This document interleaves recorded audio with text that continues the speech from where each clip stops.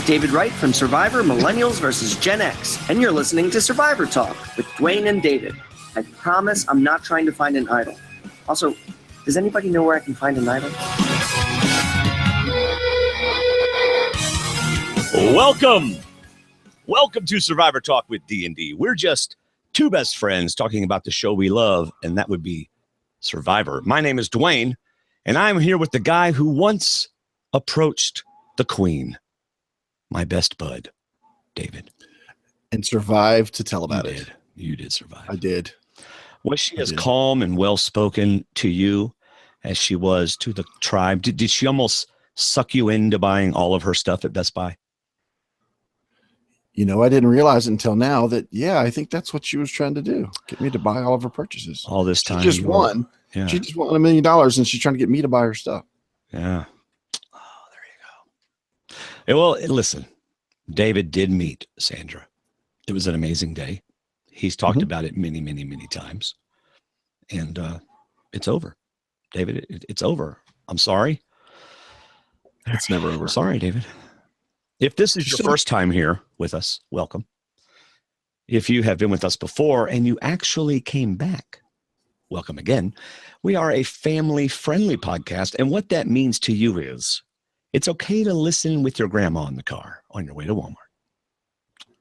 That's what it means. What? You've been thinking about throwing a couple of Washingtons our way? Well, head on over to stwdd.com/support and start throwing like this. Right, David? Right. Can you do that? I can't. I just don't want to do it right now. Are you tired, David? No, I'm just waiting for you to ask me something so I can talk, because I keep trying to talk and you just keep talking. So I didn't know if there's a cut up or a short thing or what's going on. So I'm just going to let you finish, because I never got the notes. So I don't know what you're saying for notes. So we'll just go from there. How'd you not get the notes? You want me to send you a link? You've asked me that. Let's see. What episode is it? Oh, shut up. How do you not have the notes? It's like, why do I always have to send you the link? You're so hard to deal with. But I have to be nicer to you so people don't get upset with us. All right. There you go, David. I apologize. I didn't realize you were trying to say stuff. I couldn't see you. I had your face covered because I had my notes in front of me. Really? You don't look at me while we're doing the podcast? No, I do, actually. It's just I wasn't this time. So anyway, this Survivor episode, Vote Early and Vote Often, is about to get the Survivor Talk treatment, so hang on.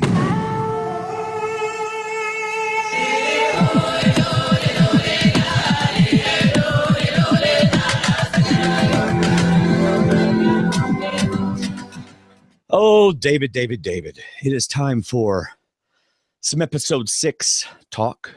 So let me get my notes up. I have an initial thought, but I'm sure you do too. Oh, by the way, before we get started, I listened to a podcast that I enjoyed. I didn't listen to the whole thing, but I listened to part of it because I was busy at work. But torch snuffers, I do not believe they are safe for work. Not safe for your grandmother in the car. But they had Sunday on, and that was a pretty good little episode. So I did add their link to our website, and it has a little NSFW next to it.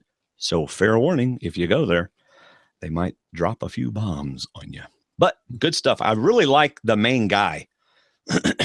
He's like talking, and his camera's like way down here. So he's like, hello. So, David, you have some initial thoughts before I tell you my amazing initial thought. I thought a better title for this episode would have been Doing the Impossible instead of Vote Early, Vote Often, because the impossible was to vote out somebody that's never been voted out before.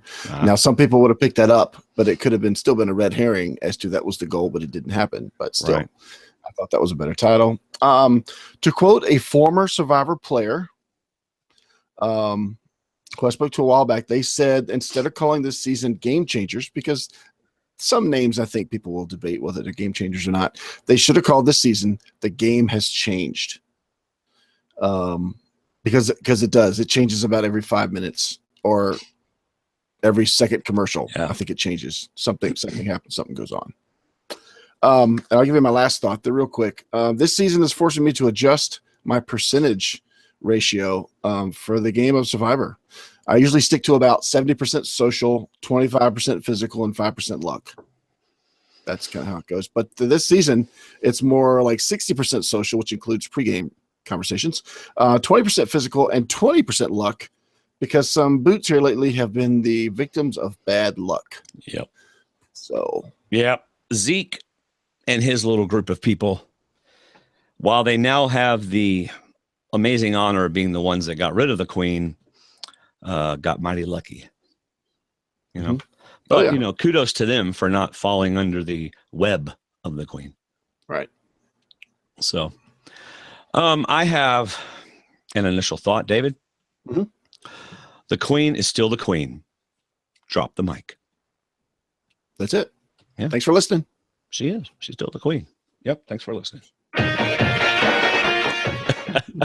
Hey, this would be the only episode that would get listeners from the beginning to the end.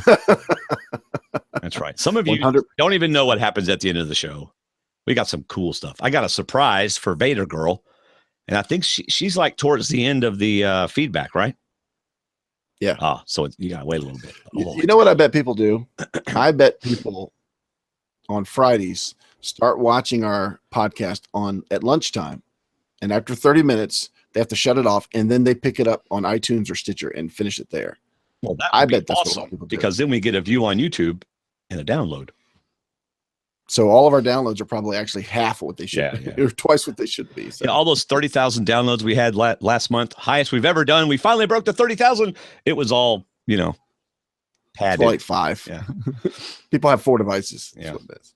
All right, David, it's night 13 on Nuku. I like it when they go to the evening after tribal council. And it's always interesting, if you don't know what's happening in Survivor, you're thinking, really, why are they just now saying this? Because they're not allowed to talk until they get on the island and the producers go action, and then they can start talking. Which is good for people like Aubrey, because then she gets to think about, how am I going to deal with this? See, that is very true. How do I get back in their good graces? Yeah, absolutely. Because they played a good one. So Aubrey is impressed and scared to death. Yes. And I think her question leads to her being scared, and that she actually asked, why did you keep me over JT? Because JT might have been better in challenges, but you kept me, which tells me she obviously did not feel like they would work with her or keep her or have that work out. So that was just interesting that somebody that was with them. Let's see, if I look at my chart that I posted on Facebook. You have a chart on Facebook? Yeah, I posted it this morning. It's a evolving tribal formations. Yes. Oh, and if you look at that I need to go look chart, Aubrey started with Sandra and started with Varner. So, you would think that they would have had a relationship started already. But then you got Brad talking about Suri. They never really had a relationship, and they started on the same tribe. So but that just leads me to think that Aubrey was not close with Sandra and Varner. So that I just thought that was an interesting question, that somebody that's been aligned with them since the beginning, or been tribed with them since the beginning, asked, "Wow, why did you keep me over him?" Yeah, it's flat out he betrayed. Yeah. So she do it once, they're going to do it again. Yep. It was the betrayal. Sandra is clearly in control, Aubrey says. Mm-hmm. I like this. She is the queen, and I need to learn a thing or two from her. Well, maybe not. Tomorrow you'll be like, oh, glad I didn't learn a thing or two. Yeah. See ya. So this is your Tribe Alliance Evolution. By the way, you can find this on our Facebook group, stwdd.com/Facebook, or go to our website and there's a Facebook button at the top. Oh, is that what the document is? A Tribe Alliance Evolution? That's what you wrote it. Because if the document actually says evolving tribal formations, it's great title work there, Dave. One title on one title on another. Well, maybe that's not the same one. Let's see. Well, there's a revision apparently. Oh, wait, no, I can't upload the revision because it's not mine. Sorry. Well, anyway. Yeah, I deleted the original post because Kathy Trantham found a mistake that I made. So I fixed it. All right. So are you ready to go to the same night over on the Mana tribe? How interesting. We get the same after night of a tribe that was not a tribal. Yeah. Well, that's because, tell us why. Because Ty realized what we all tried to tell him last week, that, hey, Mhm. if you're going to spray a board with water, the only boards around that we can see are at the well. Yeah, And Ty's just not happy unless he has an idol in his pocket. that's right. I wonder if So- water was the only liquid that would work. I thought the same thing. Hey guys, where are you going? I got to go relieve myself, Mhm. and I'll be back. But that's the well. I know. I'm just walking that direction. Yeah. Mhm. I thought the same thing. Well, and I want to know, David, how in the world can he see anything? It's pitch black unless there's a full moon or something, and they're in the middle of a jungle with lots of trees on top of them. How? Okay, I want to answer that, but I'm not going to answer it. I'm going to comment on it. All But right. my also thought is, you don't want to do the relieve yourself, because when people come to the well and they smell that, they're going to know that something's going on at the well. Yeah. Somebody either But- poisoned our well or somebody did something to the well. True, but what they're not going to say is somebody's been searching for an idol here. And I'm going to dig down in that smelly sand and find out what they Yeah. found. They're not saying that. I also asked another former player. I said, tell me, what are the possibilities? Could the moonlight have been bright enough to help Ty see the symbol, or could he have gotten the glow from the camera? And the survivor said, not sure, but I would guess that the answer starts with P and ends with N, which I can only amount to means production. So A 3-syllable word begins with P, ends with N. has nothing to do with the player. So, Yeah. yeah. And even Terry, who actually watched it with me again, said, how can he even see that? I know. I mean, that's what I'm saying. So, Yeah. Yeah. It's like, no, because the camera can see it. It's called night vision. I was going to say, there was no spotlight anywhere. They're like, here, Ty, come here. Look through this. So he's pouring water on each side of the well. He's like, can y'all come over here? Because I can't see. Yeah. No, we'll Yeah. wait till you get to this side, Ty. Yeah, really. Why aren't y'all walking around with me? Because we don't have enough cord and we're tired. It's right there. And you'll find out in 3 sides. Yeah. So keep going. So he finds an idol again. And I have a comment on this later.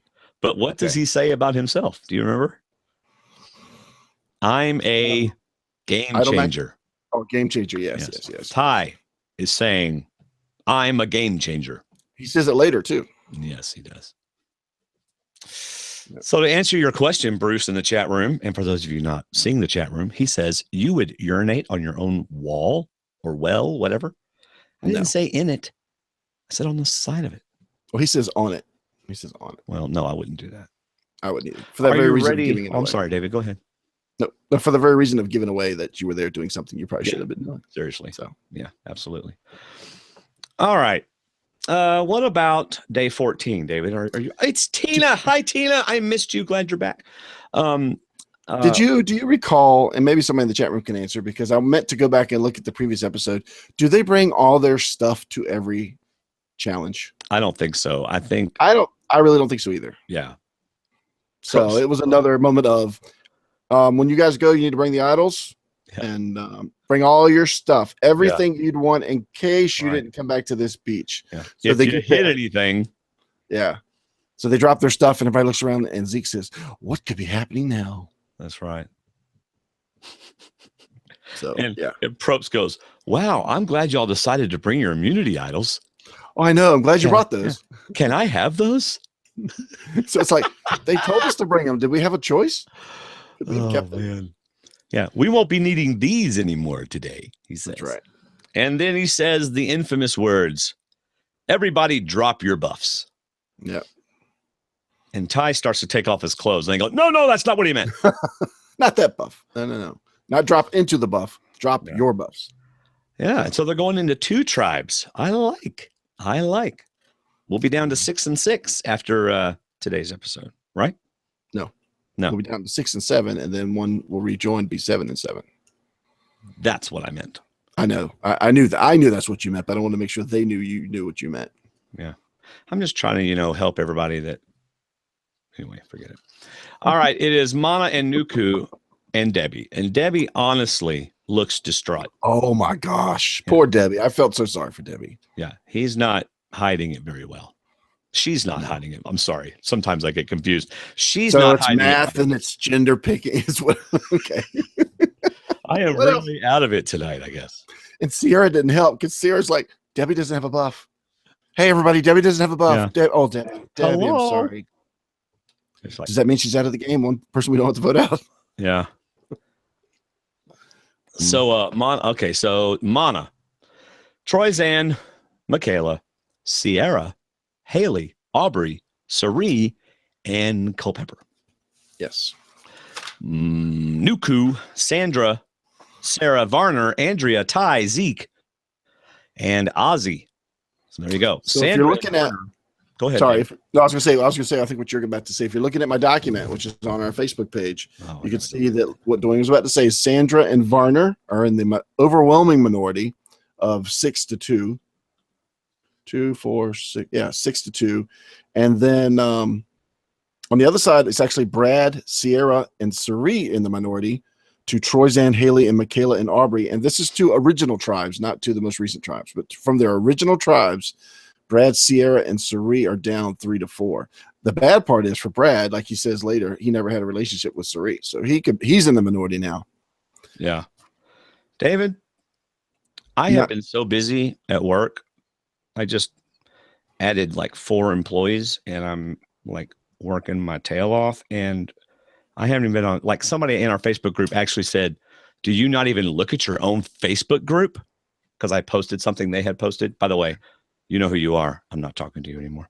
And you have time to make these elaborate Excel files. What is going on? It's my morning break. I don't smoke, so I take a smoke break and I make these files. Like, that's one heck of a long break, Dave. Oh, it's easy. It's fun. I'm so enjoying this season more than I thought I would. And I love what I loved about this episode was that it flipped. It flipped the game for a lot of people, and it puts them on their heels. And that's what I love about Survivor. It makes you react to a quick situation. Yep. All right. So Sandra, you already said all that. So I don't have, even the queen gets bad luck sometimes. Yes. Yeah. Varner says, man, we went from the top to the bottom. I'm like, hey, now you know how JT felt. Yeah. Yeah. Exactly. That's exactly right. You know, it's like, if I was a player, I'd almost be like, this isn't fair. Let us play our game. Because you're throwing too much luck into it. Let us play our game. If JT's playing a good game, let him play the game. Stop swapping everything up. You mean like don't throw an idol into the mix at the last minute before they go to the tribal and oh, sorry, I'm going back too far. Well, more so. I mean, seriously. So yes. JT's doing really well. They swapped the tribes. He's dead. He goes home. Sandra's doing really well. They swapped the tribes. Boom. She's going home. Debbie's going absolutely crazy. They put her on a boat and Cochran comes. I mean, that had nothing to do with it. But still, it's like, I don't know where I'm at on that. But part of me just wants to say, would you just let them play their tribes and then merge and see what happens? Well, I also had similar thoughts, not necessarily the exact direction, but my thoughts just today and last night were, I like the fact that they're keeping these people on their toes. Repetitive season of Survivor. This has got similar, repetitive twists and things they've seen before, not necessarily when in the timing, but they're bringing up stuff that they might not expect. Even though these people are smart, they know what's been played before, but they're keeping them on their toes with all these twists. So what did you think of reintroducing Exile Island? The idea of Exile Island. Okay. Before I answer that,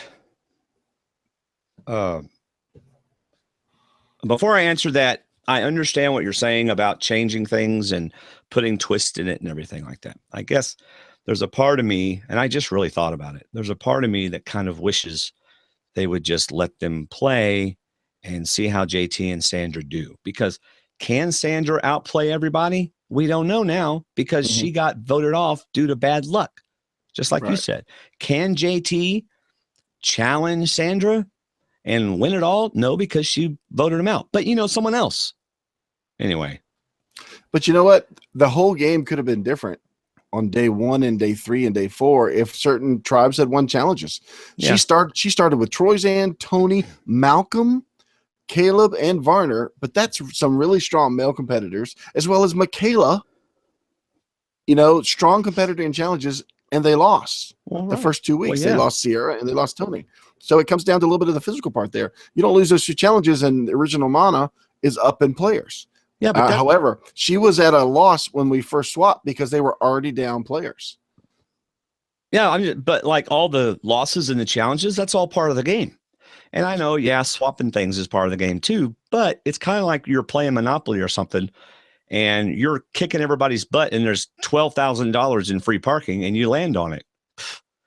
You know, that's luck. And it takes out the people who are really good at the game. I think a better analogy of that would be playing Monopoly, one person on each side of the board with all your pieces on the board in front of you, and then turning the board one rotation. That's what a swap is like. Yeah. Now you've got different amount of money, you've got different ownerships, and you have to figure out how to get back into the game and work it. That I like Monopoly, that analogy, and I say just turn the board one turn. Yeah. So I guess for the first time, I'm not really a fan of the swapping it up too many times. Okay, right. What do I think of Exile Boat? Well, first the Exile twist, because we don't even know about the boat. Well, I told you last week I liked the Exile twist.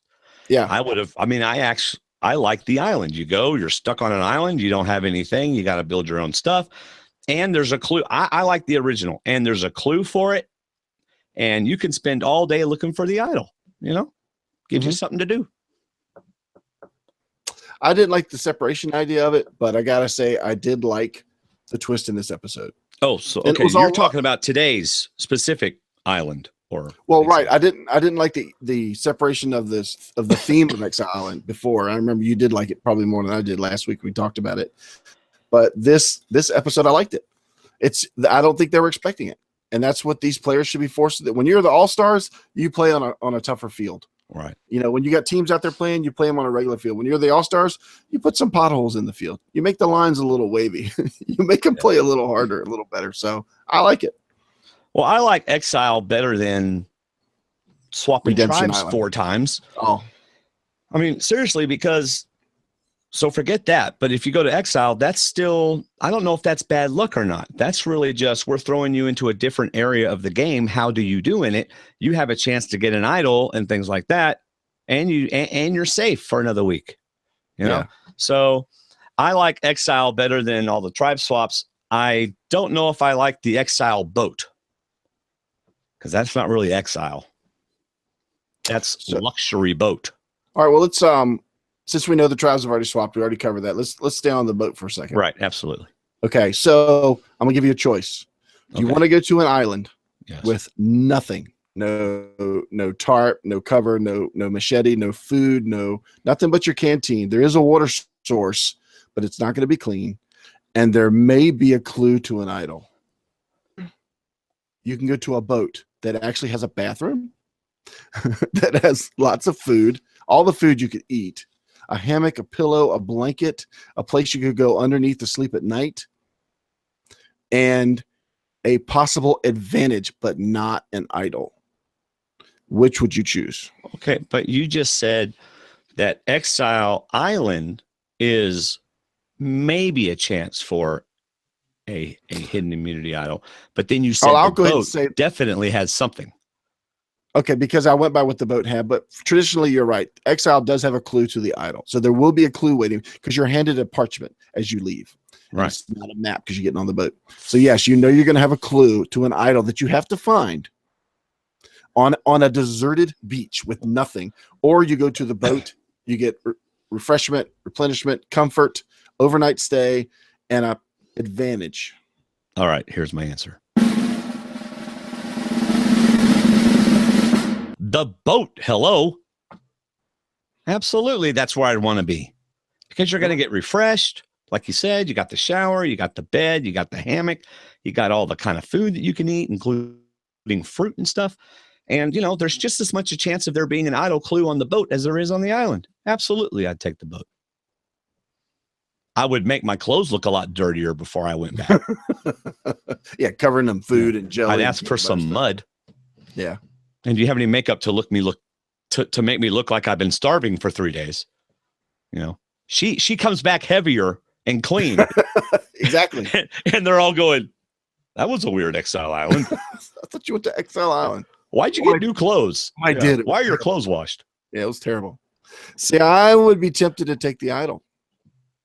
just knowing that it would keep me in the game at least for the next time I return. Because when I return, I've gone at least 24 to 48 hours without bonding with my new tribe. Right. They may have bonded. They may have gotten everybody together, but one person voted that person out, let me in, and then vote me out next. Well, yeah. But that's the same thing. Oh, you're saying, okay. So Not the you're food, saying not if the you luxury. knew the island had a clue, Yes. and you also knew the boat had 3 options, you would still choose the island. I would choose the island with the possible idol. All right. Oh, I would rip that island apart trying to find that idol. Well, that's what Ozzy did. David, it's time to go back and join your new tribe. I ain't got the idol yet. You can tell them to keep playing. That's right. I'll come back. I want Ty's cameraman, please. Yeah. Yeah. Yeah. Apparently, Ty's cameraman is Malcolm's cameraman.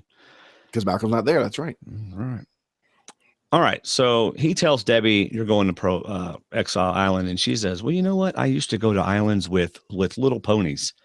And I'm very good at islands with ponies. Yes. You know, as much as she has done, she must be 190 years old. Yeah. I'm with you. Yeah. Are you ready for day 14, David? Move it on. It's the Mana tribe. And Culpepper, being the intelligent man that he is, notices right away that Troyzan is also a man. Well done, Culpepper. Exactly. I'm telling you. I love what Troy said. Troy said, I'm a guy. He's a guy. That's kind of a connection, right? Yeah. I think there's something we have in common. That's right. Right. No, I mean, I'm really enjoying watching Culpepper play this season a lot. So, you know, I can give him a little trouble for that. That was kind of funny. And as much as you hate the swaps, the guy that got messed up in the last swap, Troyzan, here's drop your buffs, and he's like, it cannot get worse. The worst thing could happen would be I number 15 and I go to Exile, which turns out to be a luxury boat. But it cannot get worse in a swap of players. I at least got to get one more person that I've been aligned with before. Yeah. Because he was by himself on a strong tribe, but now it can't get worse. So he's ecstatic. So I don't really need to say again that I'm thinking all these swaps just brings too much luck into it. You've already said it in your initial thoughts. Yeah. So. All right. So is it Culpepper that said, no, Troyzan said, I do not want to be bamboozled again by women. I just realized Troyzan's season, One World, was our first podcasting season. It was. Wow. This is our podcast. That was his island. This is our podcast. That's right. That's when we first liked Troyzan. I like it. Mm-hmm. Are you ready for day 14, Nuku? Let's see. Well, we get some more. This was probably the most strategy we got from Brad right on this Mana day 14. He only knows a few players now. He's in the minority. He's been in the majority on all of his tribes until this time around. Well, the first tribe he didn't have to be. They didn't have to vote. But when he was on Mana before, he was in the majority. And now he's still on Mana, but he's in the minority. Although Haley is the swing on paper because she just stayed with Sierra and Brad. But how ironic that Brad got Sierra, which is probably his closest alliance. Yeah. But he mentions that he never had a connection with Suri, so that'll be interesting. But he counts Troy and Sierra as his group already, but he knows he needs one more and he's got work to do. So I like that. I enjoy watching Brad this season too. Oh yeah, absolutely. Players, so that's all I got from that day. And next season and next episode, we're going to get a more emotional Brad. Yeah, I can't wait to talk about that. Yeah, I already know what that is. I mean, come on. All right, day 14, Nuku. Sandra and Varner are trying to connect. Now, I got to tell you something, David. I'm a little disappointed in Sandra at this point. Not at this point, but these next couple of days. Yeah. Why's that? The queen has perhaps lost her game, as well as this game. She's lost her numbers. Well, I know, but I mean, come on. This is Sandra. She should be able to work it and be in the control again. That's what she says. She says, I ain't even scared. I'll be back on top. The queen is still the queen. Well, you didn't play like it. Although. What were her options? She didn't do anything. I mean, the next time we see her is day 16, and they're all still saying we're voting out Sandra. So it's like, Sandra, get a hold of Ty. You know, talk to him. You don't think she once talked to Ty over the 3 days? Of course, I'm sure she did. Okay, fine, David. Fine. Do your stuff. Thank you. So go ahead, talk about Zeke and who he's targeting. He is targeting Sandra. Mm-hmm.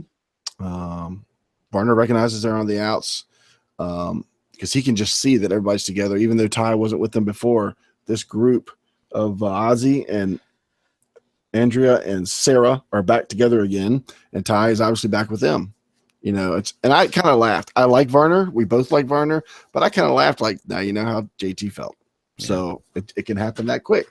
Yeah, it was pretty cool that whenever he and Zeke were laying in, is this when they were laying in the sand, or is that later? This is one time, I think. Yeah. Well, anyway, I think that comes up later. But whenever Zeke said what he said, and then Varner goes, "Really?" I've actually heard Varner say that to me once. I said, "I've heard there's some other players talking preseason." He goes, "Really? Who?" I said, "I don't remember. I don't know. I'm sorry, Varner. I didn't say anything." You know what I thought whenever Zeke decided he was going to go for Sandra? What's that? I thought, buy Zeke. Yeah, I think Zeke's probably one of the smartest people out there next to Sandra. And he's got the numbers, and he's going to work with his group to keep them together. I understood what you're saying, because that's how Sandra was setting it up too. Anybody that comes after me, they're the ones gone. Well, and that's what's happened so far. Yeah. So you're right. That did put the target on Zeke, could be the possible out, because he's the one targeting her. But I like what he said, that everyone that says they can get Sandra out later has eventually lost to Sandra. Lost $1 million to Sandra. Yes, exactly. So that was a great point. That's where he says doing the impossible, getting out Sandra. Talks to Andrea and Sarah about a decoy, and there's Ty. We use Ty. It's the obvious decoy. He's like the one in the middle. So he talks to Ty and agree that Sandra should go first. And then Ty gets they say this, but they could try to blindside me. So just in case, maybe I go look for another idol. I'm on a new beach, and maybe I go find another idol in the same place as the last idol. And let me say something. Okay. You're going through this day so fast. Mm-hmm. What else you want to say? I don't know. Well, okay. So if Ty hears this, if Ty even gets a little bit of wind that he is the decoy, he's going to go into brain craziness. Right. So this is what I'm saying. Sandra, take advantage of this. Tell him right before tribal. If y'all go to tribal, tell him right before tribal, and you got him. Okay, go ahead. Well, I think she tried that tribal, but this is one thing that I think is missed a lot, and it's funny, and it may not be missed a lot, but according to what we see, this is one thing that's always missed, is that nobody likes to be volunteered as the decoy, as the target. Michaela sure doesn't like it. No. And even Ty wouldn't like it. That would put more distrust in his brain. Yeah. So to me, when they went to Ty, they said, hey, Sandra and Varner want us to vote you out. Not us. Sandra and Varner said that. Right. That's why, who do you want to vote out? Because we don't want to vote you out. We want to vote one of them. And Ty's going to say Sandra, because he knows that she's the queen. And that it's almost like they're letting Ty pick Sandra. So they may have done that. I don't know. But to me, that's how you approach somebody that you need to be a decoy, is you tell them the other side wants you gone. Well, we don't want to work with them because we got to get rid of Sandra now. So we're with you, Ty. We want to get rid of Sandra. But Ty's not set with that. He's a little nervous. Yeah. A little nervous. But I think he's always nervous. Yeah. So I don't know how Ty walks around nervous. Yeah. Yeah. Ty's afraid the chickens are going to vote him out. Yeah. That's why he keeps checking on them. Yeah. That's why he checks on them, gives them food. He's only down to 3 left. That was the first question. How many chickens you got left over here? Yeah, that's true. So I wrote, Ty finds another idol, and Russell is at home getting more and more angry at the TV. Yeah. Because obviously CBS is conspiring against Russell. You think so? No. I don't. They don't want to mess with Russell. He'll spoil the whole season again. Yes. I love that he removed the boards and then hid them, but I don't think he hid them very well. I wonder if I don't remember that. He did. He pulled the boards off that had the symbol on it. And I thought, now, isn't that going to leave like a clean board to show? But then if you look at the well, there's different shades of boards on there. So it may not stand out. But he took them and walked into the woods about what looked like 10, 20 feet and just stuck them in some brush. So if somebody happens to go idol hunting and pulls out those pieces of wood, to me, that's going to be kind of obvious about something. Yeah. Well, especially when the piece of wood underneath the idol clue wood says, place idol clue wood here. That's right. Yeah. By the way, Vader Girl in the chat room says, Russell was all over Twitter ranting. Vader Girl, there's a reason why I'm happy in life. First one is because God. Second one is because I don't follow Russell on Twitter. Why do you do that to yourself? There you go. What is Twitter again? Okay. 40 words or less. So anyway, Terry's still awake at this point. Yeah. So he pulls up the idol out of the ground, and she goes, "Where is he going to hide? Oh my gosh." I didn't know she was still awake. Why isn't he idol hunting with more clothes on? He actually broke sentence. Where is he going to hide the oh my gosh? Oh, man. And they showed it. Almost a close-up. Really? Yeah. They did. Mark in our chat room. I was blocked by Russell on Twitter. Oh, congratulations. Yeah. Oh, man. Yeah, that was kind of odd. That'd be like, well, we're not even going to go there. No. Did you get some kind of tumor? What's going on with you? All right. Are you ready for the exile boat? Sorry, I thought that was in the chat room. Yes, the exile boat. Exile boat / awkward boat. So. And even though I would take the deserted island with the clue to the idol, I thought this exile boat was amazing. I thought it was a great twist. Yeah. And it's going to be on Debbie now to hide it. You know, when your cheeks are more full, like you said, your clothes are a little more fresh, you got to hide it. Yep. Yeah. Washer and dryer on the island. Yeah. So, yeah. She wrote, she said, I'm the luckiest girl in Survivor. I said, no, there's been luckier girls in Survivor. Yeah. Just wondering how many ways can CBS producers make the players say game changers?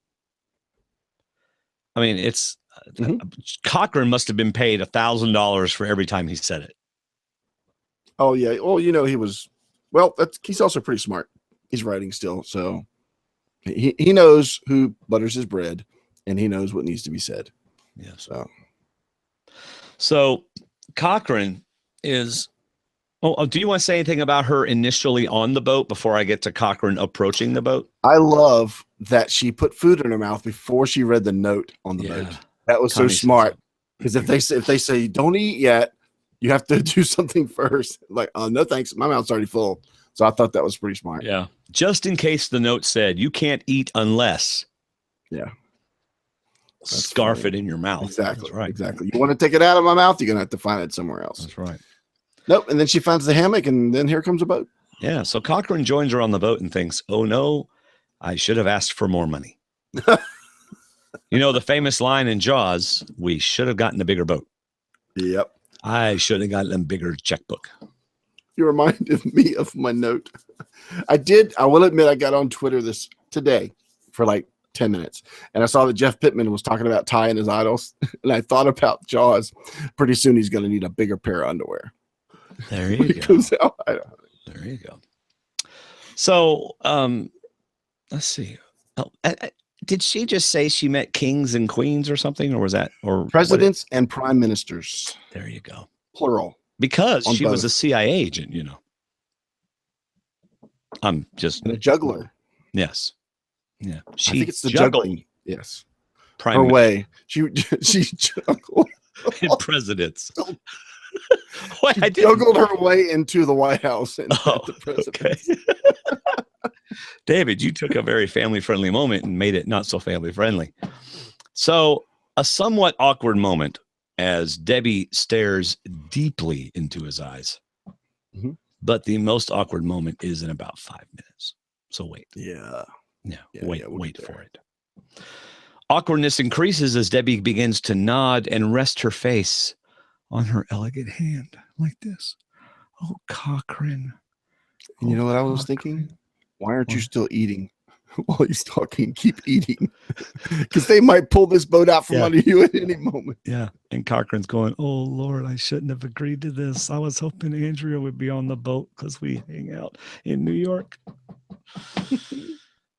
Cochran shows her another game changer moment and she won't let the poor guy go. We're talking hugging and hugging some more.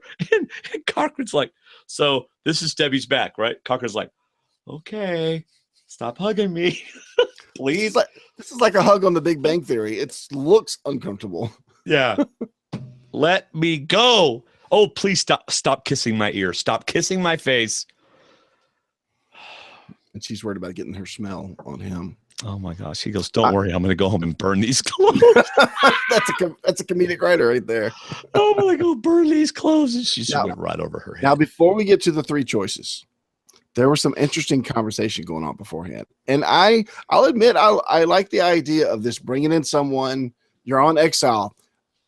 You, instead of being stranded alone, you actually get a wall to bounce off ideas. You get somebody who's won the game, played twice, but won the game, and you get to say what you think, say what you feel, and then they get to respond. You get to ask them things and listen to them tell you things. And the first thing he asks that we see is, this is nerve-wracking. Are you how do you feel about this? And she says, I feel extremely secure. Haven't you seen the show before? He's like, okay. You're out here by yourself. Yeah. He's like, CBS, you don't need me on this boat. Yeah, I can't help her. Is she still in the game or is she out? Yeah. I thought Are she you was sure still this in. wasn't? Yeah. Are you sure this isn't the boat to the airport? Is this not Ponderosa or something? Okay, no. And then he says, "Oh, go ahead." No, you were talking. I'll wait. He says, "You got any fears, any reservations about people?" I don't. Are you really playing? Are you really, Debbie? Those are not the words. He does his best to give her advice. I know. As as a sounding board, as an ear to listen to, and a winner's perspective to use to her advantage, which she is all but passing on since she knows exactly what she's doing.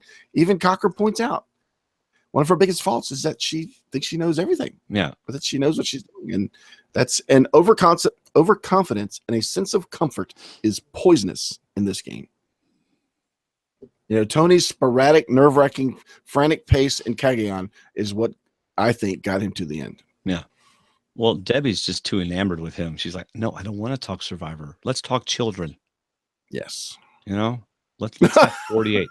I'm a professional childbirther. I have given birth to 48 children for other people, but I will have yours. And he will be ours. I am a ginger specialist, so I know this. So, no, but seriously, even when Cochran was talking to her about stuff, I kind of felt like it was pushed. Like, okay, I don't really have a whole lot to tell you, so let me talk about Brad being like. I think he was at a point. Oh, go ahead. Well, I want to compliment what you're saying. That I feel like she wasn't talking, like she felt like she was just meeting a winner, and I'm like, this is an advantage right here. This is not a meet and greet. Right. This is an advantage for you to say, this is where I'm at. I'm only close to these two people. Where should I go from here? So I feel like he was having to spark the conversation. Exactly. Just to get a conversation. That's right. And she wouldn't even, almost felt like she was hiding answers from telling him, or else she was so enamored by the moment she just didn't. No, I'm fine. Right. I'm good. I just want to listen to you talk and look at your cute face and your glasses and hug you eventually. But I'm like, Debbie, this is your chance to chill down and build back up. This is your chance to talk to a guy that's super smart and is very strategic and wrote a thesis on Survivor. And you're just saying, no, I'm really good. We can talk about something else. No, I don't feel insecure. I don't have any problems with anybody. Nobody. Well, editing Brad told me you had one. Yeah. Well, Brad, but I gave him a heart. Scared him. I scared the heck out of him. Like, no, you scared the producers is what I heard. Yeah. Didn't scare because Brad's fine. So he's back. And then I love this. Cochran says, I finally pulled it out. It's like a doctor talking to a patient. You finally tell me where it hurts.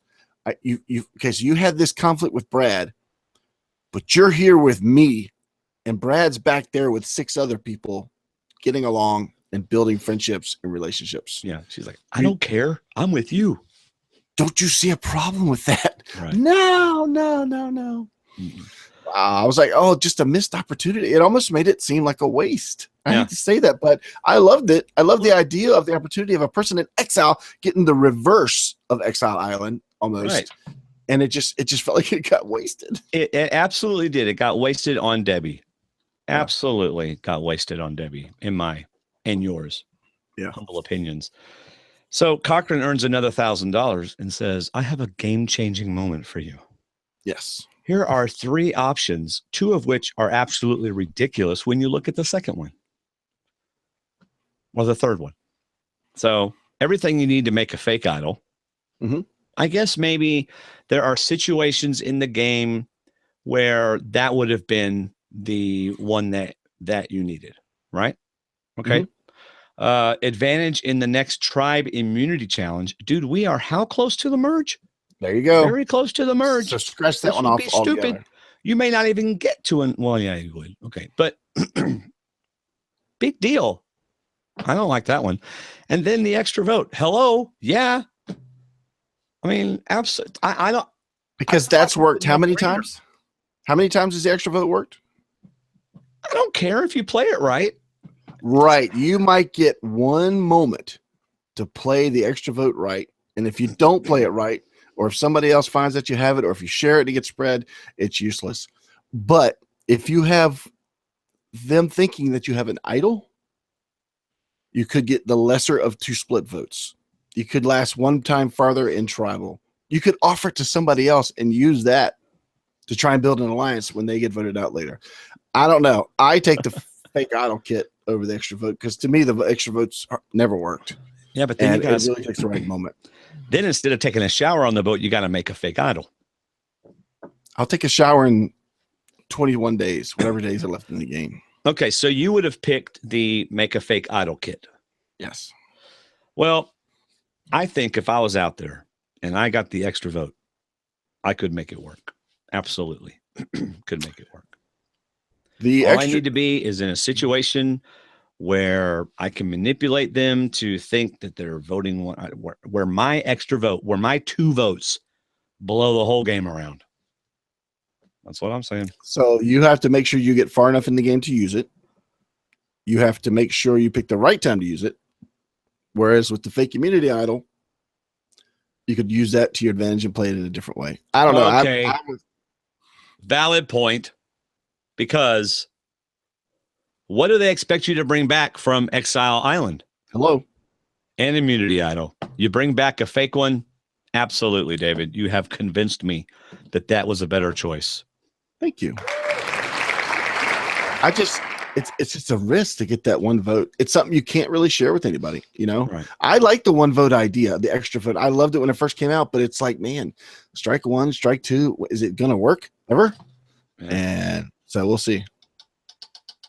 And she took it, so we'll see if it works this time. Yeah. I would bet you zero monster that it won't work. Yeah. Hold on. I'm pouring some extra water in an old cup. So I could put some Gatorade because, as you know, I need the what's G2? Is that recovery? Mm-hmm. Yeah. Are you still recovering from being sick? No, I'm recovering from all the effort we're putting in this podcast. Oh, gotcha. I thought you said this was effortless. Okay. Whatever. All right. So let's see. So she picks the extra vote. Hello, stupid.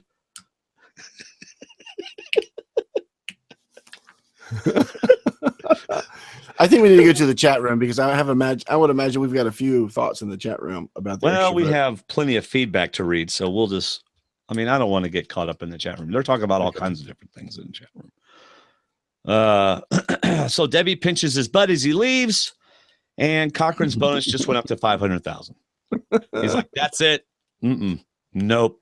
I'm going to go to the island and tell him everything unless you give me an extra 500 grand." She just pinched my butt. So, all right. Are you ready for Nuku with Varner and Zeke laying on the beach together? Yep. Varner being Mr. Gullible. On the rocky beach. Was he ever gullible Varner, look, I know you occasionally listen to us. Why were you so gullible, my friend? You were 1,000% gullible, basically. He does admit that, well, just to get to the conversation, they are on the rocky beach, but it was near the water. Varner was scared. He admits that he was scared at the redraw. He's really playing up to Zeke's, sympathy, and admits that he's never made the jury. It's how tough it is on him that he's gone this far and never made the jury, which means he probably won't make the jury this time either. But Zeke sees Varner as a desperate person he can save and use and trust later in the game. Great. That's what you want to find. That's Zeke. That's good reading by Zeke. You know, I just realized. What? Oh my goodness, David. This is like, I'm not even kidding. And I'm sure there's like 1,500 to 2,000 people out there going, well, yeah, you idiot. We already thought about this. Zeke is now the king. He is taking place of the queen. And Zeke is now going to be king, and he is going to control the rest of the game unless someone takes over. But I think Zeke wins the game. He was the one that masterminded getting rid of Sandra, and he ends up winning the game because now the king is the king. If he says that next week, which I don't think he will, but I don't think he wins because I think he's going to have too many people not wanting to take him to the end. However, I think from what we're seeing, he is like a ringleader now and picking votes and moving votes. I mean, we get it for the rest of the episode. Yeah. But first he admits he's got to convince Varner that Ty needs to go. You know, this is the opposite of the first segment where they got to convince Ty that Sandra needs to go. Now they got to convince them that Ty needs to go. Like it's their idea. And I like this. And Varner admits that Zeke is afraid of Ty. He's telling Sandra because Ty can find an idol in his sleep. I love that line. That was yeah. He was probably sleepwalking that night. So, but he's not. I love this. I love this. He's not sure he can trust Zeke at this point. So he's not 100% gullible. But right now he has no choice. And unfortunately, that's the case. Unless he's got an idol, he has no choice of whether or not he can trust Zeke. Okay, I think the only reason why Varner said, I don't know if I can completely trust him yet is because production made him say that. I think Varner is hook, line, and sinker completely into this Zeke world, and Zeke is playing him just like Sandra has played other people, and thus Zeke takes. So you think Varner is now JT? Varner bought that line just like JT except bought he didn't Varner go home, Sandra's right? line. Oh yeah, he did. I mean, every time we hear him talk later on, it's like, Sandra, man, it's so nice to not be on the bottom. And boy, we really thought we were in trouble, didn't we? And Sandra's going, we are in trouble, Varner. We are. I don't think he's buying it 100% like JT did, but I do think he's trusting in it. He wants to believe in it, and that's what he's going to go with. Like he said, he's got no choice. So, by the way, I love you took some detailed notes this time. The next time you have a lot to say in one big thing, let me know. I need to go do something. Okay. Maybe I'll find an idle clue. But I like Sandra's last line. Just be careful where you put it. So Sandra's last line is inside, where her gut, it's not adding up. They need to get rid of me or Varner. So it's like you said, Varner's saying, yeah, let's trust him. Let's believe in him. This is going to be good. And Sandra's like, that sounds great, but something's telling me it's not going to be right. So I have a question for you, David. Please. Are there times in the podcast when I go through a day and I just rip right through it and you go, okay, well, he said everything that are on my notes. Does that ever happen to you? No. Really? Maybe once every blue moon. Well, the only thing you didn't say in my notes for day 16 of Nuku is, by the way, 2 days later, and Sandra is still the one going home. They have outplayed her. I realize she got some bad luck, and you know how I feel about it, but this is Sandra. She should have been able to get out of this, and they have just stopped her cold, and she's still the number one target. She has not been able to get in there like she thought 2 days ago. She's not the same Sandra she was 2 days ago. 2 days ago, I ain't scared. I'm going to get myself back on top of this, and I'll be controlling it. I'm the queen. And now she's sitting in the camp going, okay, so I won you over to the fake idol. Convince me how Sandra could have gotten out of this. I don't know how. I'm not Sandra. Well, you're saying she should have gotten out of this. I see she had no chance. She Sandra was the biggest target on a horribly swapped tribe for her. She had no choice. If Tavua had lost, Troyzan would have idled out somebody because he'd have been gone in a heartbeat. No chance. You are missing my point, David. No, I understand your point that she should have gotten out of it because she's the queen, but I don't see a way she could have gotten out of it. Okay. So you're missing my point that it's not that you and I could figure it out because we aren't the queen. She has gotten out of things.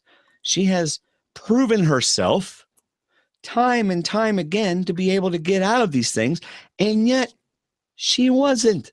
And I'm surprised because she's the queen. I fully expected her to figure out some way to get out of this and to not be the one going home after 2 or 3 days of being there. And I'm surprised that Sandra couldn't pull it off. I mean, I really am. I'd be interested to go back and find out how her seasons flowed in Pearl Islands and Heroes and Villains. I'd be interested to see how many swaps there were, how it worked out. Was she ever in the minority? I would be interested to see that. Yeah. This is what I'm drinking, David. Gatorade. G2. Mm-hmm. Not Red Bull. Gatorade. Good. This is what I just ate. A Reese's egg. Reese's egg. Yes. Reese's. Reese's egg. Yes. No, don't say that. I said Reese's. Okay. Good. All right. But now I know how to get to get your attention. It's just to say, hey. Okay. All right. By the way, did you notice the not so family friendly crab action on the rock? No, actually. Am I the only one who noticed that? Apparently. Anybody in the chat room notice the not family friendly, TVMA for situations? You didn't see that. Mm-mm.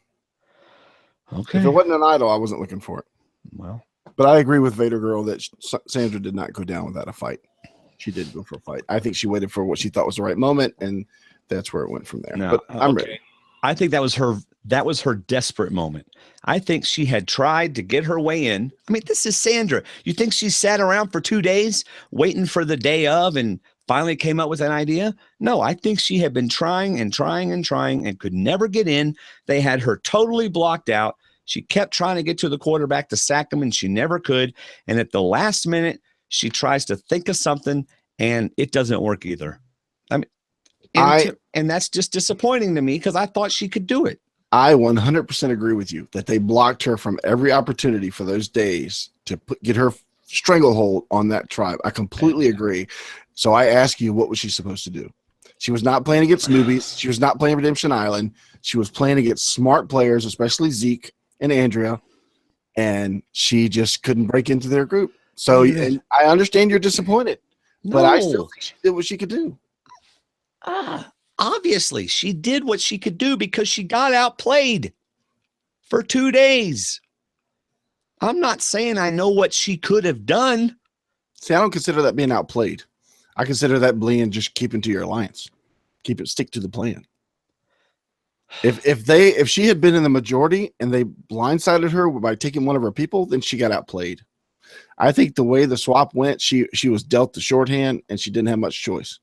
But all right, we're just going back and forth.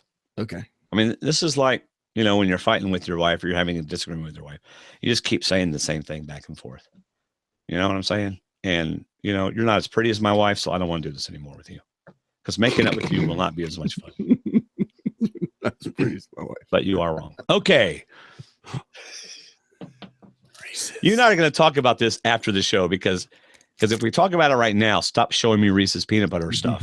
Because if we talk, guys, we're not really upset with each other. If we talk about it right now, everybody's going to think we're fighting. Oh my gosh, David, a whole bag of Reese's peanut butter eggs. Okay, that's it. Just so I could hold one up in front of you to get you to bring it back. What I'm going to do tonight, because I've got like an hour and a half of producing to do whenever I get off. I'm heading to Walmart.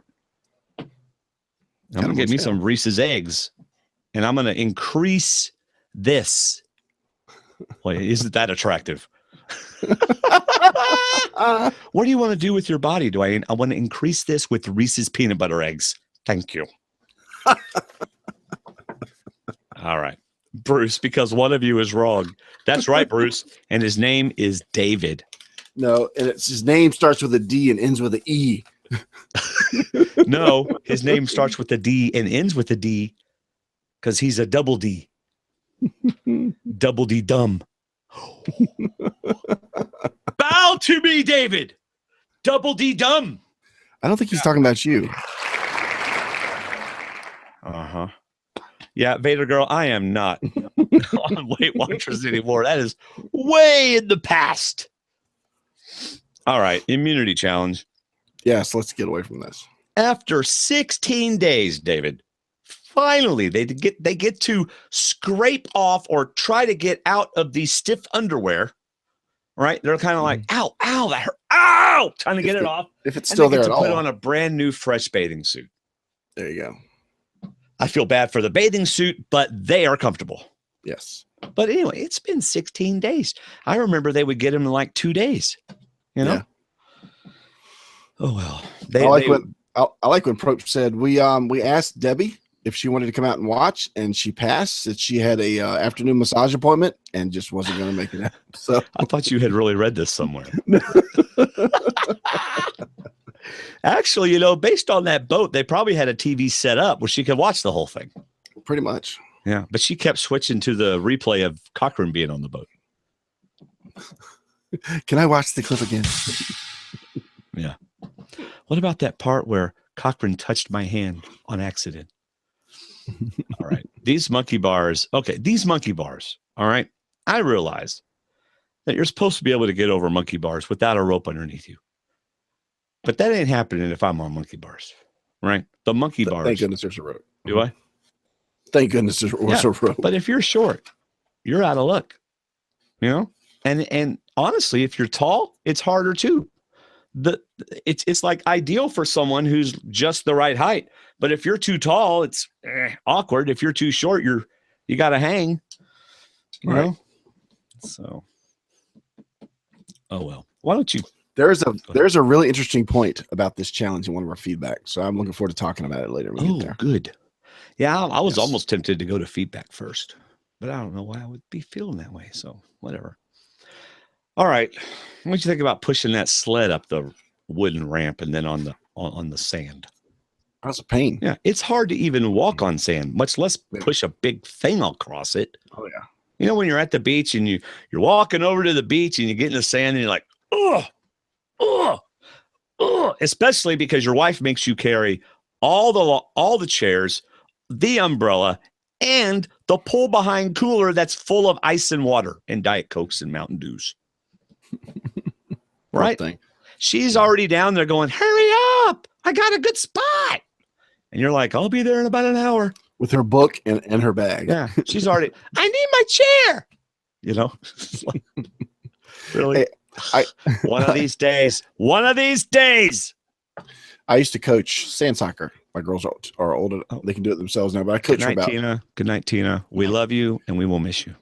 For about 10 years, I coached sand soccer, and it was only 1 week in a year, but we had to practice before we got there. So my job as coach was to set up the pitch on the sand because we go down to the beach to practice. So I have cones, and I set up the pitch. I set up the goals.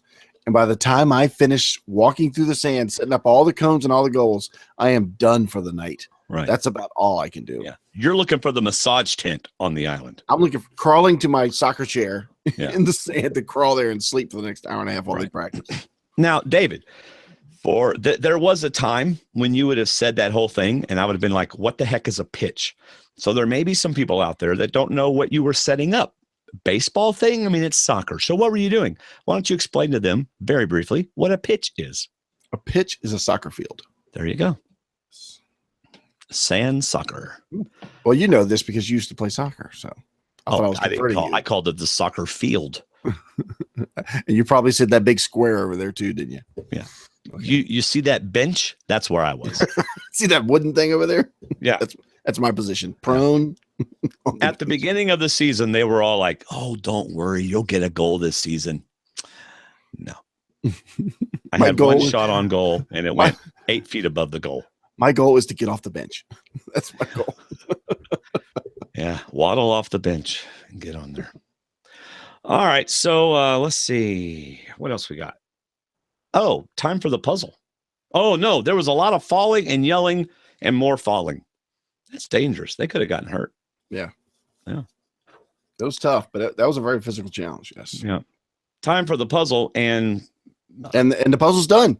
Yeah. I mean, This may be one of the first, maybe second times that the puzzle was not the equalizer. You know, I love Probst is trying to narrate the challenge, and my man is going, "We're done. We're done. We're done." Hold on, I got one more line to say about how hard they are struggling with this Nuku puzzle. Hang on, I'll be right there to check it for you. Yeah. We're done. We're done. Hold on, let me finish my line over here. Yeah. Otherwise, I got to do it in post production. So let me say it now. And then he goes, "This may be the fastest," as he's standing over the puzzle. "This may be the fastest puzzle finish in the history." Okay, it's done. Yeah, it's done. But let me finish this line. It was that fast. Oh man. But man, they got that done fast. They did. That was awesome. Yeah. And I think Varner summed it up really well.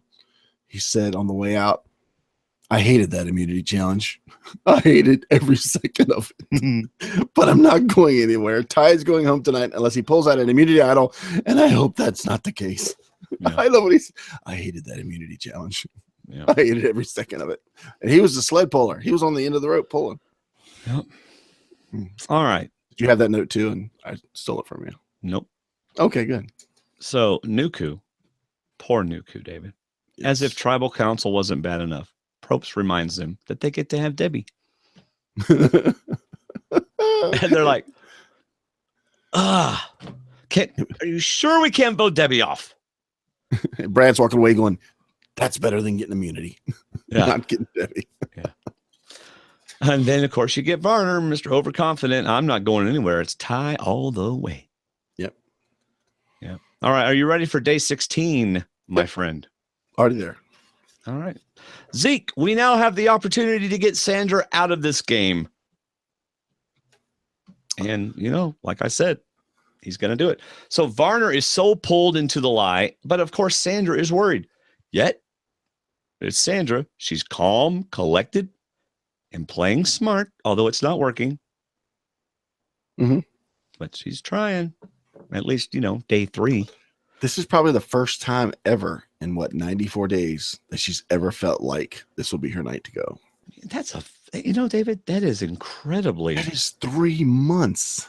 David, you did the fact that you came up with that. I mean, that's just amazing. Thank you. It's almost like Sandra said it. Well, if she did, I didn't hear her because Probst said it. Yeah, I'm not really sure.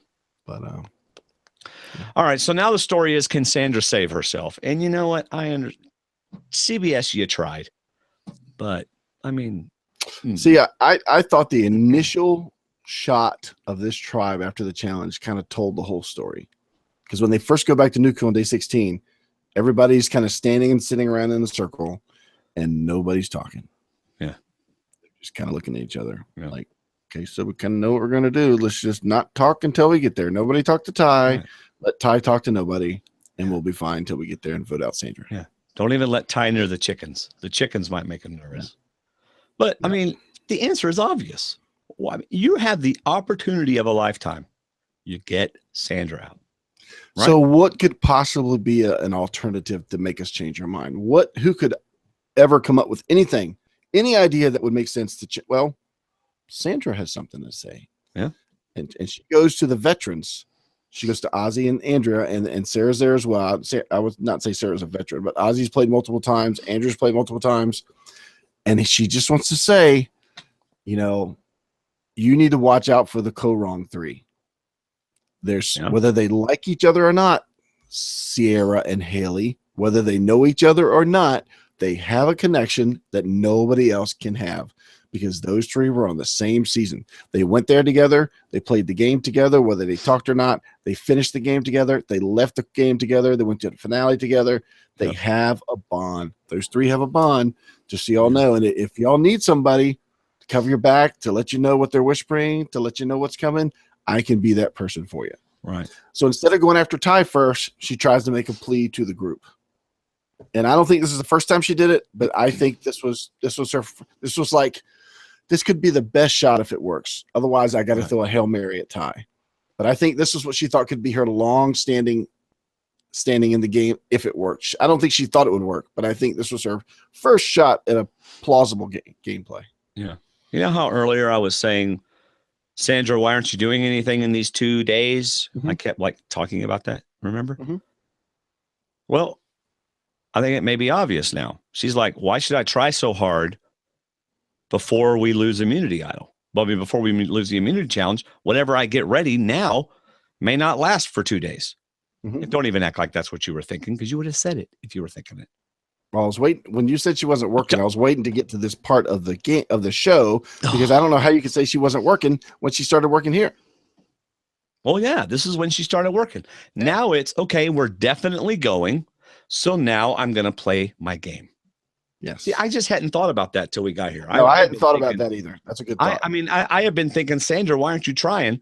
But if I'm Sandra, maybe it is because if I try too hard and then we don't even lose immunity, we could swap again. We could merge eventually. Yeah, exactly. Yeah. So, and boy, you know what? Watching her talk to people, I mean, Sarah had it right on. She's calm. She never raises her voice. She just lays it out there and lets it rest and lets it do its thing. I wrote down what Sarah said. I thought it was this to me is a very perceptive Sarah. We're getting a much different Sarah. And she said the reason Sandra has won twice is because she doesn't come off as the most dangerous person in the game. I almost feel that the way Sandra talks to people is that she's grooming us.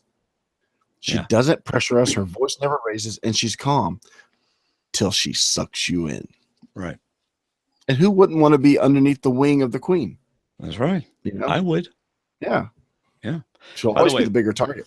Vader Girl says in our chat room, Vader Girl, a.k.a. Mere I Am, says, agreed, Dwayne, but Sarah did say that she did try, but but they froze her out like Tony. And since I don't listen to exit interviews, that's what she said. So, like I said earlier, they kept freezing her out. Like you and I said earlier, they kept freezing her out no matter how hard she tried. So, and there comes a point that you've tried every possible hole you can to get through, and there are no others except for the one at the well, but that's, smells. So she can't get in there. But so what happens after this conversation? Well, Ty gets. No, Ozzy and Sarah agree that Sandra has a good point. Well, yeah. And that makes me wonder if that point's going to come up later when something happens, but you never know.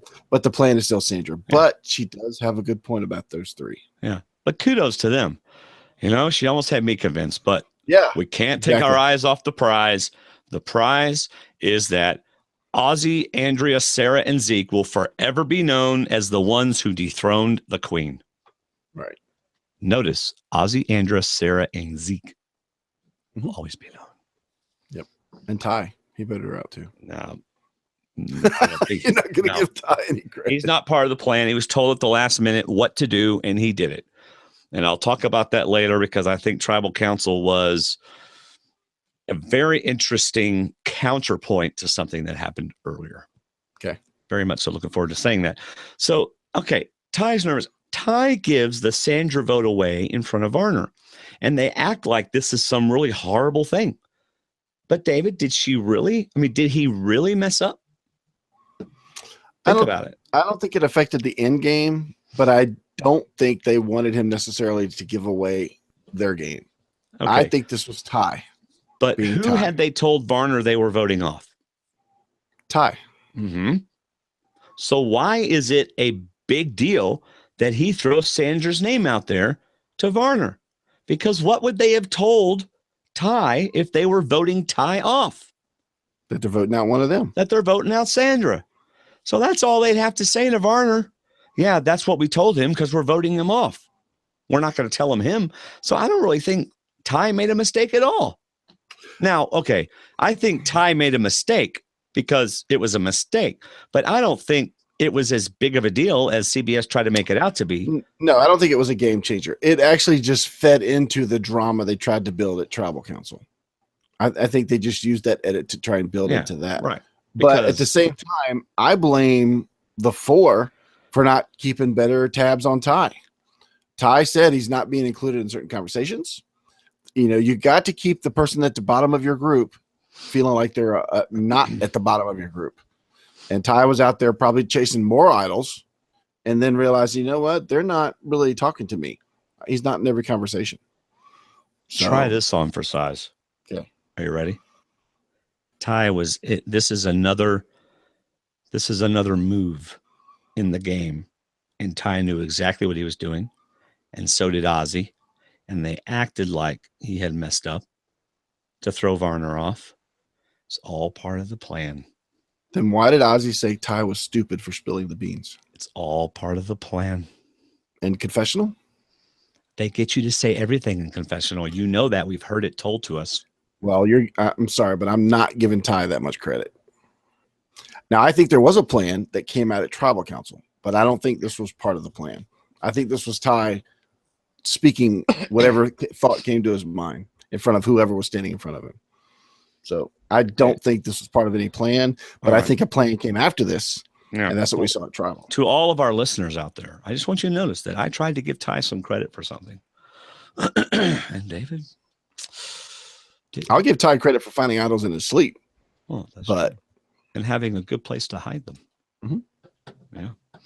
All right. So if that's true, then that whole next scene of Sarah telling Ty, you told Varner Sandra? And he says, yeah, I didn't throw any of your names out because there's no way he'd know who was voting Sandra. But I'm good. I have complete faith in you guys. So that means that whole scene was set up for production, just to throw off production and make us feel like. Fine, David.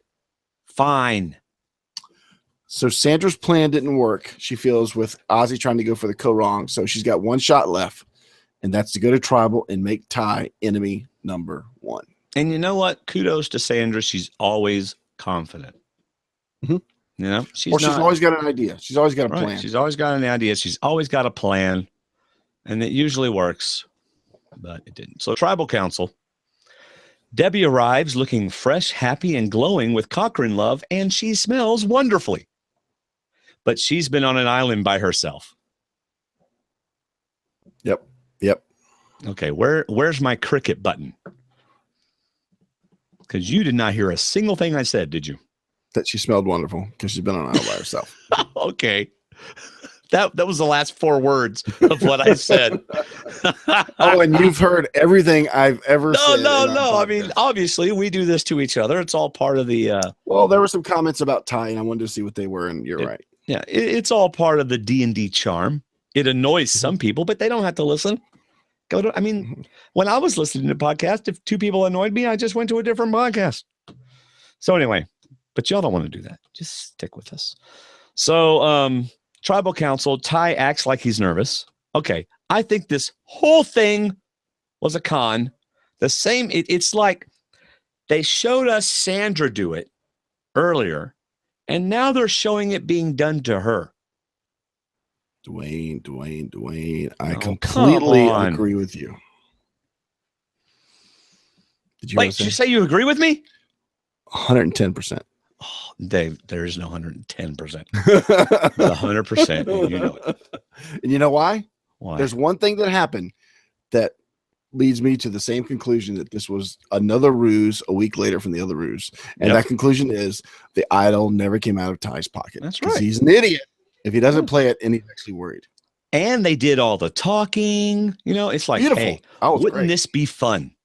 Let's make Sandra think she's got something going, and let's whisper to each other and change things around and make it interesting. But in the end, we all know we're voting for Sandra. So if that's the case, why the big ruse? Why the big drama? Why the big skit? You know, why the rehearsal that I think Zeke put together personally? But why all this drama? What's with it? Why do they need to do this? Hello? Because it's Survivor, and I'm on the tribe that put up this amazing thing to get rid of Sandra. We conned the queen. But that's not where you're going. So where are you going? Just in case she somehow found an idol, or Varna found an idol, even though Ty's got all of them, but nobody knows it. But just in case Sandra had an idol, we want to make sure she keeps it in her pocket, doesn't play Sandra. Oh, sorry, Sandra. It's the last time I have to say it. Sorry, Sandra. Just in case she somehow get out of that fishbowl. Just in case she found an idol, they want to make sure Sandra doesn't play it. But well, if she had one, she'd have played it. I think. Why else would you go to the work of all this ruse? Right. So, I did like. I mean, even Sarah was playing the role of supporting actress. You know, Yeah. at the very end, I just don't know, Di. And it's like, you know I what? know. Can we just vote? There was, I think, a tidbit of honesty in that drama. And it was Zeke asking Ty you could trust, and that was funny. But he admits always out looking for idols. And Ty says, "No, I'm not. That wasn't in the script. Why are you pointing that out?" Yeah. And Zeke's like, we know that, buddy. Yeah. Oh. Yeah. So. All right. So basically we get the votes. The first 2 votes are tie, which automatically gives away to me. I mean, Sandra's going home. Sandra knows after 2. But, you know, I wish she had made the jury. I am disappointed in that, because how awesome would it have been to have Sandra on the jury?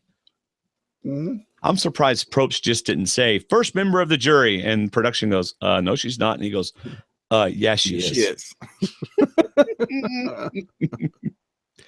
And so she went out with a great attitude, absolutely wonderful attitude. I think she thought, well played. You know, y'all did a good job. Thanks to the luck of the draw. Yeah. You know, and then everyone's joking around as Sandra jokes around. And what do as she leaves? They applaud the queen. They applaud. I wonder if that's ever happened before. I want to say they've done that, but I don't know if I've ever seen a round of applause I think before. Mike in our Facebook group said it happened to Ozzy. So it's the second time it happened. Okay. So, all right. So let's see. Probably on South Pacific when he broke his back trying to go to Exile Forum and keep everybody in the game. And yeah. Now, listen. That was a game-changing moment. Sorry. Yeah, go ahead. If y'all are listening to this show and going, you idiots, it's been all over Facebook, it's been all over Twitter, it's been all over exit interviews, this is what actually happened. Okay, fine. We don't watch all that stuff right now. What is this Twitter you keep talking about? We're just 2 best friends talking about it. That doesn't mean we know. We're just guessing. We're just saying what we want to say, and we'll find out later all the stuff that we got wrong. It's all part of the fun. Because they'll tell us. Because we have jobs that aren't related to podcasting that keep us from doing all that. Although David has time to make an Excel sheet, but still, hey, I'm kidding. There are times when I have time to make an Excel sheet. Sandra says, I owe a lot to Survivor. There will never be another 2-time winner except the Queen. It was neat because I felt like once her name was called and she had to pick up her torch, it's like she peeled off the Survivor layer of Sandra. And that was the real Sandra that walked out of the game. Yeah. The funny, lovable, you guys, good luck. Take it to him. Don't do it, Jeff. Don't do it, Jeff. Yeah. All right. See you guys. That was the Sandra that, outside the game. Right. She got rid of the shell and it just walked out. That was really cool. I think Vader Girl in the chat room saying she's lucky she wasn't sassed like she sassed Tony. See, I don't think so. I think in that tribal, they knew that Tony was going after her, and they knew that she was thrilled to death to have a victory. Yeah. And Tony had been talking smack to her. She talked smack back, and there you go. And the last thing, go ahead. No, that's all right. Go ahead. I was gonna say the last thing she said was there'll never be a 2-time winner. So she won by getting rid of the JT and Tony first. Yeah. So all right. Next time on. Oh, come on, CBS. Do you really think we're falling for this? Every single thing we saw in the first half of that preview is exactly what happens whenever people get letters from home. I mean, Culpepper's crying. Aubrey's crying. Cerie's crying. I think Aubrey says, this game is so hard. Next part of the sentence. So it's so good to get letters from home. That's what happened, in my opinion. That crossed my mind for a fleeting second when I thought about how early it was, but you're absolutely right. That could be it. I also thought the other time I've seen that reaction is when somebody got sick or somebody got pulled from the game. That's true. Who's on their tribe? Who's on their tribe? Let's see. Well, let me look at that document that I created or I can just go back up in my notes and see. On their tribe is Brad, Sierra, Troyzanne, Michaela, Haley, Aubrey, and Cerie. So Troyzanne, Michaela, Sierra, and Haley. Who could it be? No, I don't know, because they're all doing well. So it must be Right, and it showed us. It showed Aubrey. It showed Brad, and who else did it show? Suri. Suri. But I mean, Haley's in great shape. Sierra's in great shape. Michaela's in great shape, and Troyzan's in great shape. I don't think any of them get hurt. Maybe they just come back from a challenge where somebody got sick and had to be pulled, and it just hurt them because it was somebody they liked. Or maybe they're crying because Sandra got voted out of the game. Maybe it's Ty on the other side. I mean, really, of all the people, the only person who I think Mike could get hurt or Mike could get sick would be Ty, you know, because he like climbs on trees and stuff. And maybe he was climbing on a tree and he fell and the idol went someplace it shouldn't have gone. And he has to have surgery. That would not make them cry. And he has to have surgery. Him getting pulled for the game would make somebody sad for him. Likeable gets pulled for the game. Yeah, he like lands and he goes, I need a medical evacuation. Or it could be the opposite of what you said. The other tribe gets letters and they don't. That's true. They saw them on the table. So that's speculated. I don't even know the other. Varner tries to throw shade on Ozzy and get them to vote out Ozzy. Yeah, but looking to Sarah. And Sarah even says maybe it's time to get rid of Ozzy. Yeah, but I mean, all this, again, of that is just CBS throwing us red herrings. It's like, you know, the only time you actually really know what's going to happen in the next episode is when they say drop your buffs. Then it's, you know, unless they said drop your buffs. Okay, everybody pick them up again. You're pretty sure they're going to drop their buffs. So, all right. Sounds like you've been to the emergency room, Dwaine. I have, but thankfully not for that. I have though. Yes. Anyway, so hey, if you want some more Survivor talk, if you like talk about Survivor, then join our Facebook group and you'll see a lot of good Survivor discussion that I really wish I could be a part of, but I haven't been able to lately. stwdd.com/Facebook. Listen, if you go to stwdd.com, anything, you can go to Twitter from there. You can go to feedback from there. You can go to previous episodes from there. You can go to some movie talk episode. Anywhere you need to go, you can go from there. You can even go shop on Amazon from our website. That's always nice. So anyway, David, it is time for listener feedback. Boom, boom, boom. Oh, that's another one. All right, David, you got the first one. All right. It's Bobby from Connecticut. So we have a lot of actors on this season, don't we? Michaela put on a show. This week, Ty and his alliance put on a show. He was acting so unnaturally that I have to believe it was a rehearsed act. The way I saw it, the five all intended to vote Sandra out all along, and they never changed their minds. As it was happening, I kind of figured Sandra was done. Sad to see her go, but there was just too much randomness injected into the pre-merge game that not even the queen could overcome it. All the people trying to make active moves are being knocked out pre-merge, and all the people sitting back and letting others take charge are surviving. If I was anyone in this game, I'd take a look at that forgettable people in the game like Andrea, Sarah, or Suri as examples of how to play this season. If you aren't on anyone's radar, not even a ridiculous twist is going to end your game. I probably would have taken the tribe advantage if I was Debbie.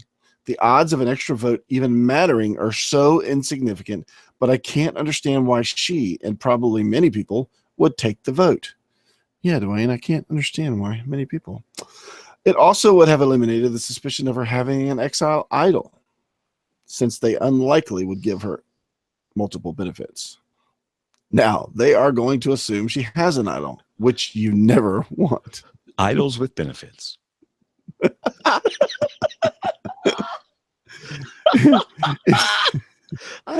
bad. That's funny.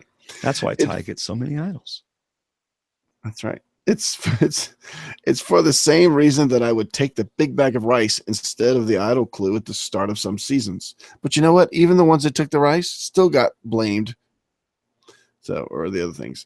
You know the one I mean, where a pair has a choice between a small bag and a clue and a big bag and no clue. Yes, that was worlds apart. Don't paint an early target and just be a team player. Only people who are targets will be eliminated pre-merge. Looking forward to your recap show tomorrow, which is tonight, and see you again next week. Thank you, Bobby from Connecticut. Bobby from Connecticut. Thank you. All right. It is time for Paul Somerville. Get ready. David's about to laugh. Okay. All right. Paul Somerville. Paul from PA. Both Ty and JT do not play their idols. JT was made out to be an a-hole with a stupid move. Wasn't his move the same as Ty in that he didn't get voted out? He still would be in that if he didn't get voted out, he still would be in the game with an idol. Both guys seemed positive that they were safe. The storyline given really looked bad for Ty unless stuff was left out. Going from good versus bad move is a fine line. Also, JT hid his idol back at camp. What would happen if at tribe swap or merge, the camp with the hidden idol is not used for the rest of the season? Does JT lose his idol, or will production get it to him somehow? David, we know the answer to that one, and then I want to address the first thing he said. Okay. What's the answer? No, I was pointing to you to give the answer. I actually added to my diagram that I posted in the Facebook group about the idols. All the first idols at camps were found at each camp, which of course Troy Zane got his at the challenge. JT had one and Ty found one. And then the second round of idols, which were the well idols, were both found, of course, by Ty at the two main camps, Mana and Nuku. So the second, what happened to JT's idol was, since he never put it in the possession of anyone else, it was pulled from the game, maybe given to JT as a souvenir to rub it in that he didn't play it. But that's what happened to his idol. It can't be picked up or taken by anybody because it's JT's idol, and he never left it to anyone else. Now, if there was a tribe swap and he left his idol at camp and he was still in the game and they went to another camp, they would bring him his idol. Absolutely. Right. So, Paul, you are saying exactly what I said last episode, what David and I both agreed to. JT would have been considered smart as anything if he hadn't gotten voted out. Right? But if you don't bring your idol and you get voted out, boom, boom, boom. If you don't bring your idol or you don't play it and you don't get voted out, then wait, did I say that wrong? If you don't bring your idol and you get voted out, then they call it stupid. If you don't bring your idol or you don't play it and you don't get voted out, you're called smart. It's just the nature of it all. Yeah. It's just the way it works. Pretty much. Yep. Yes, I know. Ty brought his idol. JT did not. Now, how do we know Ty brought his idol? Is this something that they've been talking about in the chat room that I don't know? I don't know. Sure. I saw where they're talking about he was messing with his pocket like he was going to play it, thinking it was him. And that was part of the ruse to get. Yeah, that's what he was doing. Confident. So anyway, yeah, we would assume Ty brought at least one of them, So yeah, at least one. He's got two. Yeah, he's got two. Yeah. He left the other one for the chickens to play with. Right. So we go from Pennsylvania up a little more north to New Jersey. This is Dave Holdsworth. Hi, guys. A few observations from the Peanut Gallery in New Jersey. Is there a peanut gallery in New Jersey? Probably, because peanuts are popular everywhere. You're not kidding. They're so my gosh, David. If I could only eat during these podcasts. What is there that you don't have to eat in your podcasting room? I don't have a pizza. I need a pizza. Anyway, okay. You know what I did a couple of weeks ago? What? It was like 12 o'clock, right? And I was editing and stuff for the podcast. And I was like, that's it. I'm getting up. And I went to Taco Bell. At 12 o'clock. At like 12 o'clock. I got back. It's like, why did I get, because when you're in the Taco Bell window, you're like, oh my gosh, one burrito? That's not enough. Oh, no. Right. So, okay, I'm going to get 2 burritos. What's that? Something with Fritos in it? Heck yeah. And so you get that. And then you're like, okay, well, Baja sounds pretty good. Well, it's only 20 cents more for the extra large. And then you get back to your house and you like eat 1 burrito and you're like, oh, but you have to eat it all because you paid for it. I remember Taco Bell. You could spend $6 and feed like 2 people with all the specials they have. But yeah, you eat 1 grinder and you're like, wow, why did I even waste my 69 cents on the other one? So, you're right. Let's get to Dave's. Yes. We're still in New Jersey at the Peanut Gallery. So He says, when we look back on this season, Sandra, despite being voted out, may be seen as playing the best game. She is simply amazing. Was anyone else, when Cochran arrived on the boat, disappointed that he was the former player that they brought back? Yes. Who did you want? Well, I don't know. I was just kind of disappointed it was him. I mean, actually, I wasn't. I was actually pretty happy it was him. I like him, but I was a little disappointed. He's not going to tell you how to win a challenge. He's going to tell you how to get to the end of the game, which Debbie already knew how to do, apparently, so she didn't need to hear it. Yeah. No, if Debbie had asked him how to use a machete, he would have not known what to say. Yeah. He can tell you how not to use it. Yeah. I very rarely think that the show obviously gives something away that will happen in an episode. But this time it was clearly going to be Sandra's tribe going to tribal council. They got about 90% of the screen time before the challenge. That's true.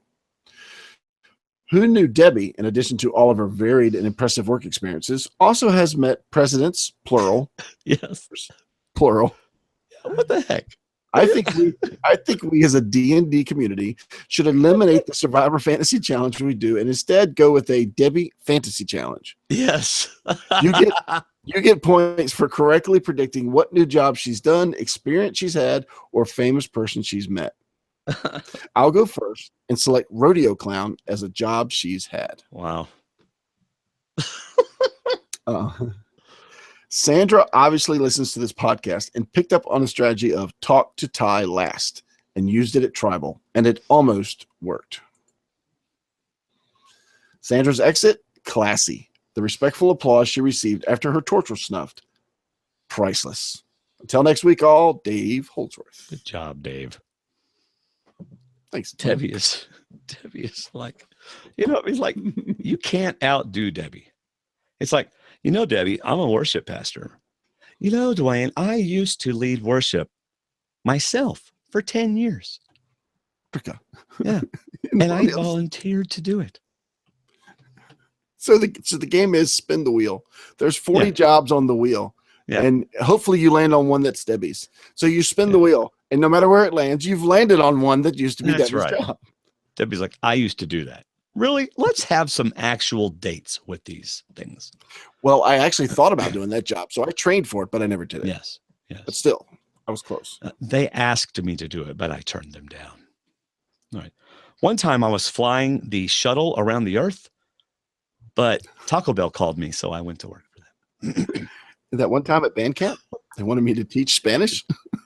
So I taught Spanish. I do not say that one time at band camp. You just did. No, you said it. I was telling you not to say it. Ladies and gentlemen, she's been with us from the very beginning. One of our absolute favorite people in the world. Ladies and gentlemen, Wendy Zell. Oops. Hey, Dwayne and David, all my Survivor friends. Just got done watching last night's episode. I don't know how Ty got out of that tribal council without playing an idol. I don't know if they're not showing us something or what, but man, I was nervous for him. I love Ty, but I don't know how he could make it to the end and win with the way that he plays. He obviously has trust issues, and I get it. In that game, it's hard to trust anybody, but you have to trust people, or you have to at least let them think that you trust them. So I'm confused. I like that the Game Changers season. I don't know what to call it. The name of the season isn't just about the people that are playing the game, like the tribal council where the two tribes went but only voted out one person. Not that I necessarily liked that idea, but it was something to try that could and did change the game. And that the Exile Island being more like Luxury Island, that was cool. That it's different, and it's, could change the game. Her choice of one extra vote, although it hasn't worked for anybody in the past, you never know. it could change the game. So I like the different things that they're doing to try to change it up. So although I love basic Survivor, I also like it when they try to change things up. So anyway, that's about all I have to say. Dwaine and David, thank you guys for all you do. I love listening to your podcast. Have a great day. Bye. Thank you, Wendy. She was one of the first people to ever say D&D are amazing. It was a very humbling day. Yes. By the way, Wendy, congratulations. She is a grandmama. Mm-hmm. That's right. Thanks to that, my Facebook feed was full of grandmama pictures. Thank you, Wendy. I bet the baby's already driving a John Deere, getting some wheat taken care of. Replacing the tires, everything. Right. Taking care of some cows. Yeah. All right, it's my turn. John from Youngstown, Ohio. Hey, Dwaine and David. It's John again from Youngstown, Ohio. Before I talk about this week's episode, I just want to say how cool indirectly mentioned me to a player on this season.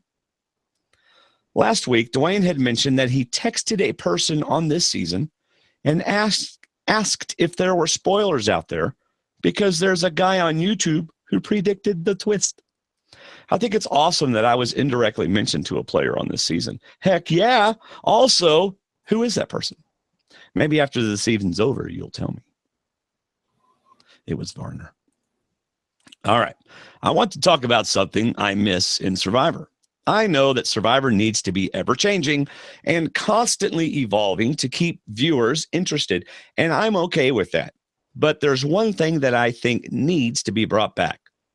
The Medallion of Power.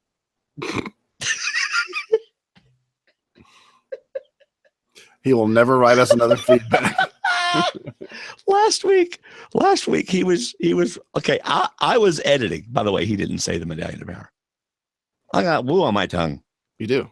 That's disgusting. It's from the Gatorade, by the way. So last week I was sitting there trying to edit, and it pops up. You have someone commented on your YouTube video, and he's like, I've been listening now for 25 minutes, and you have accused me of being spoiled like 5 times. I was like, just keep listening. And it comes on again. I am not spoiled. Just keep listening. All right. Love you, man. Love you, man. All right. Where am I? Oh, he did not say the Medallion of Power. So just those challenges were purely endurance based. No. Oh, he's saying, all right, let me go. He thinks that what should be brought back is those challenges that were purely endurance based and also required a tremendous amount of willpower to win. I agree. Don't you, David? Actually, yeah, but you skipped the whole segment. No, I didn't. Oh, remember in the early seasons of Survivor when the final immunity challenge was something like keeping your hand on the immunity idol and bouncing on 2 stumps for as long as you can? Final challenges like that should be brought back, in my opinion. I agree. Those, yes, absolutely. Or the who can stand on this log for the longest, forever, you know? Yeah. Or on top of the poles, over the water, right? Yeah. Bring out some peanut butter, see what happens. There you go. Those challenges were purely endurance-based and also required a tremendous amount of willpower to win. That's the perfect recipe for a final challenge, and I miss that. Like in Survivor Africa, when Kim Johnson, Ethan, and Lex had to do that exact challenge I described earlier. I miss those riveting final immunity challenges that require an immense amount of willpower to win. I love Survivor, but it's just something I miss. By the way, I remember watching Africa. I watched it on YouTube or whatever. Mm-hmm. That's back whenever CBS thought Survivor was really about surviving. Yes. Because that was one scary thing. Yeah, I like listening to the lions roar while they're inside their little area. They're like, oh. Now to this week's episode. I just want to say it's amazing that Sandra lasted as long as she did out there this time. She was in a tough spot even coming into this game. She would have waited for an all-winners season to play again. She should have waited for an all-winter season to play again. Tony should have waited for an all-winter season to play again too, but what's done is done, I guess. You know, David, when your goalie or your keeper, when your keeper is continually having to block shots, right? It's like, boom, shot blocked, boom, shot blocked. And you're starting to go, okay, stop shooting on my keeper because if pretty soon Grayson's not going to get it, right? Mm-hmm. Boom, boom, boom. And sure enough, one gets by. That's what happened to Sandra. He goes after her, boom, she wins. He goes after her, boom, she wins. Finally, she lets one by. Yep. I mean, isn't that kind of a pretty good evaluation? I can tell you the game that happened. We were playing a Beach FC team from Virginia Beach, and we were up in Richmond in a tournament, the final of the tournament. And we played this team to a standstill. And they turned around at the end of the game and had one player break free, didn't even get near the goal. She just took a long shot and placed it perfectly between Gracie's fingers and the top post. Oh, Gracie. And we had a penalty kick at the end we didn't make. And it just, if you look at that team picture as we're wearing our silver medals, the girls are kind of half smiling, but Gracie is not smiling. Yeah. How often do you bring that up to her? I mean, well, I'm doing Gracie, it right now. If you had just... She's in the chat room right now, so, but yeah. I know. Gracie, if you had just stopped that one goal, our life would be totally different. But no, now we live in a shack. No, but 2 years later, in another really big game, it was a championship, went down to penalty kicks, and she stopped one, which doesn't happen often in penalty kicks. Penalty kicks are tough. Her team screamed at her, and we won and advanced to a major tournament. So that was just awesome. Amazing. Way to go. It erases all the other moments. That's right. So. Grayson's amazing. I remember when Joshua and Grayson would play in her room and she'd make him dress up in Barbie stuff. Thanks a lot, Grayson. But anyway, here we go. Why is he still doing that? No, okay. No. No, he's not. Thank the Lord. He has a wonderful girlfriend. That's amazing. So, all right, let's see. Where am I? Am I at Ty has two idols? Is that where I'm at? Yes. Ty has two idols now. Wow. I have to give him props here. It was smart of him to try soaking the boards at the Nuku camp after the swap. Now, that is true, right? He had brains enough to realize, that, hey, it was there at that camp. It's probably here at this camp. Yep. Good on him. Yep. He wondered if the clue applied to the Nuku camp as well. And bully for him. I wonder what a bully for him. I've never heard that expression. Have you? I've heard of it. I just don't use it. But bully for him means like good for him? I guess so. Yeah. Is it like an English phrase? Something brought over from across the river, across the pond? I'll find out. All right. Because it did. Camp as well. And bully for him because it did. He's smart, but his social smarts aren't all there yet. Maybe there's a cultural barrel.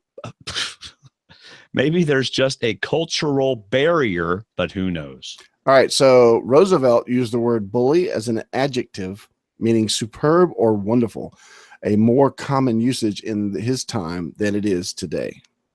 It's related to the phrase bully for you, used in modern English since as early as 1864. So what we have here is a case of somebody that has come from the past. It is now. I was just going to call him educated. In our time realm. Welcome to the new century. Yes. Pretty soon. Yeah, anyway, who goes?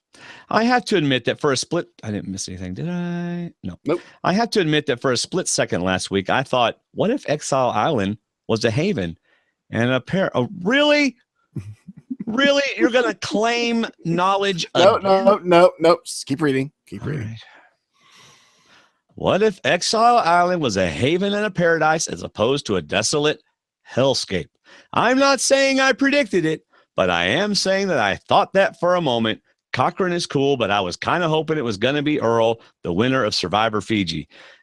Oh, I hate to do this to you, buddy, but I keep talking in between your feedback, but that's what we do. So me and my family have this thing, or we used to. We don't watch as many of these things so much.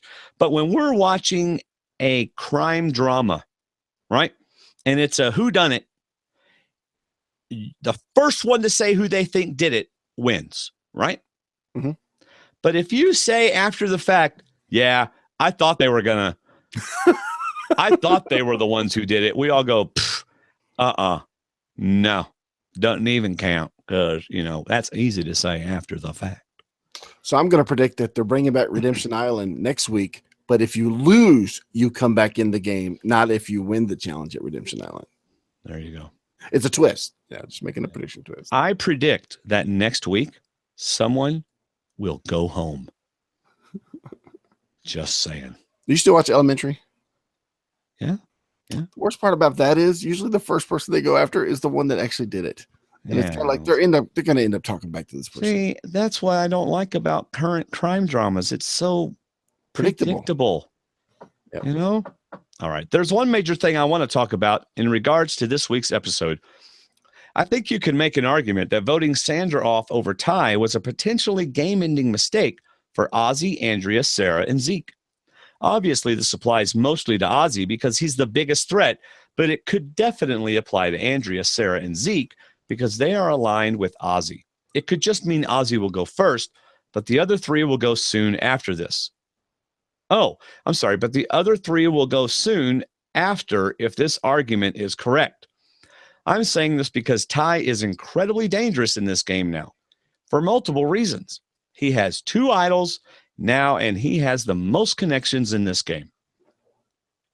Ty has connections with Aubrey and Debbie from Co-Wrong, and in addition to that, he was in a tight-knit alliance with Debbie on Mana. Guess who else was in that alliance? Culpepper and Sierra, who Ty is incredibly close with.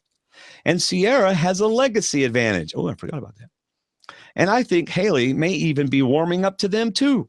Culpepper has now made a connection with Troyzan, who played with his wife.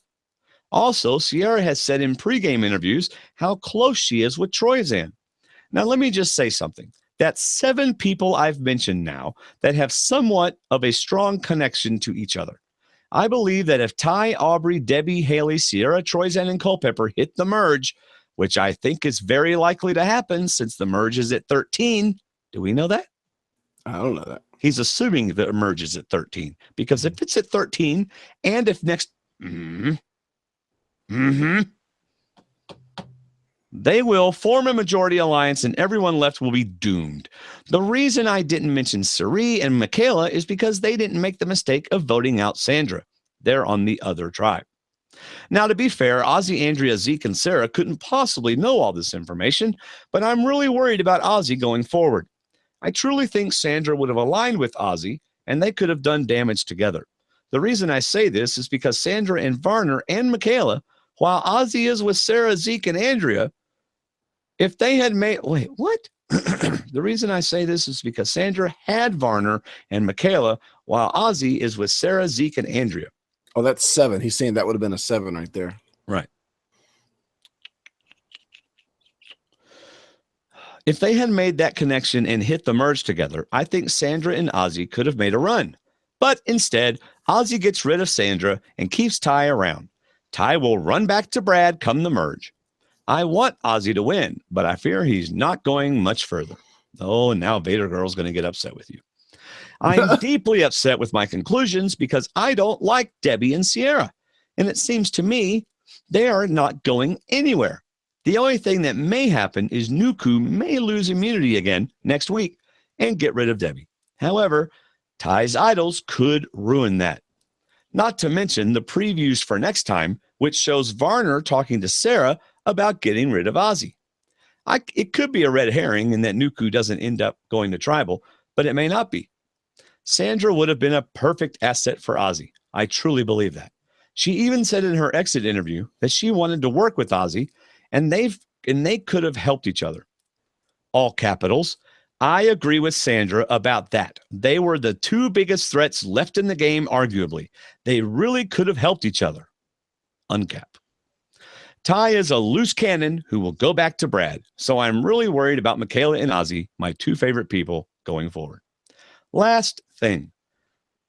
Wouldn't it have been so cool if Sandra Jedi mind tricked Ty into playing an idol on her somehow? And her and Varner still voted for Ty. That would mean Ty idling himself out of the game, That would have been amazing.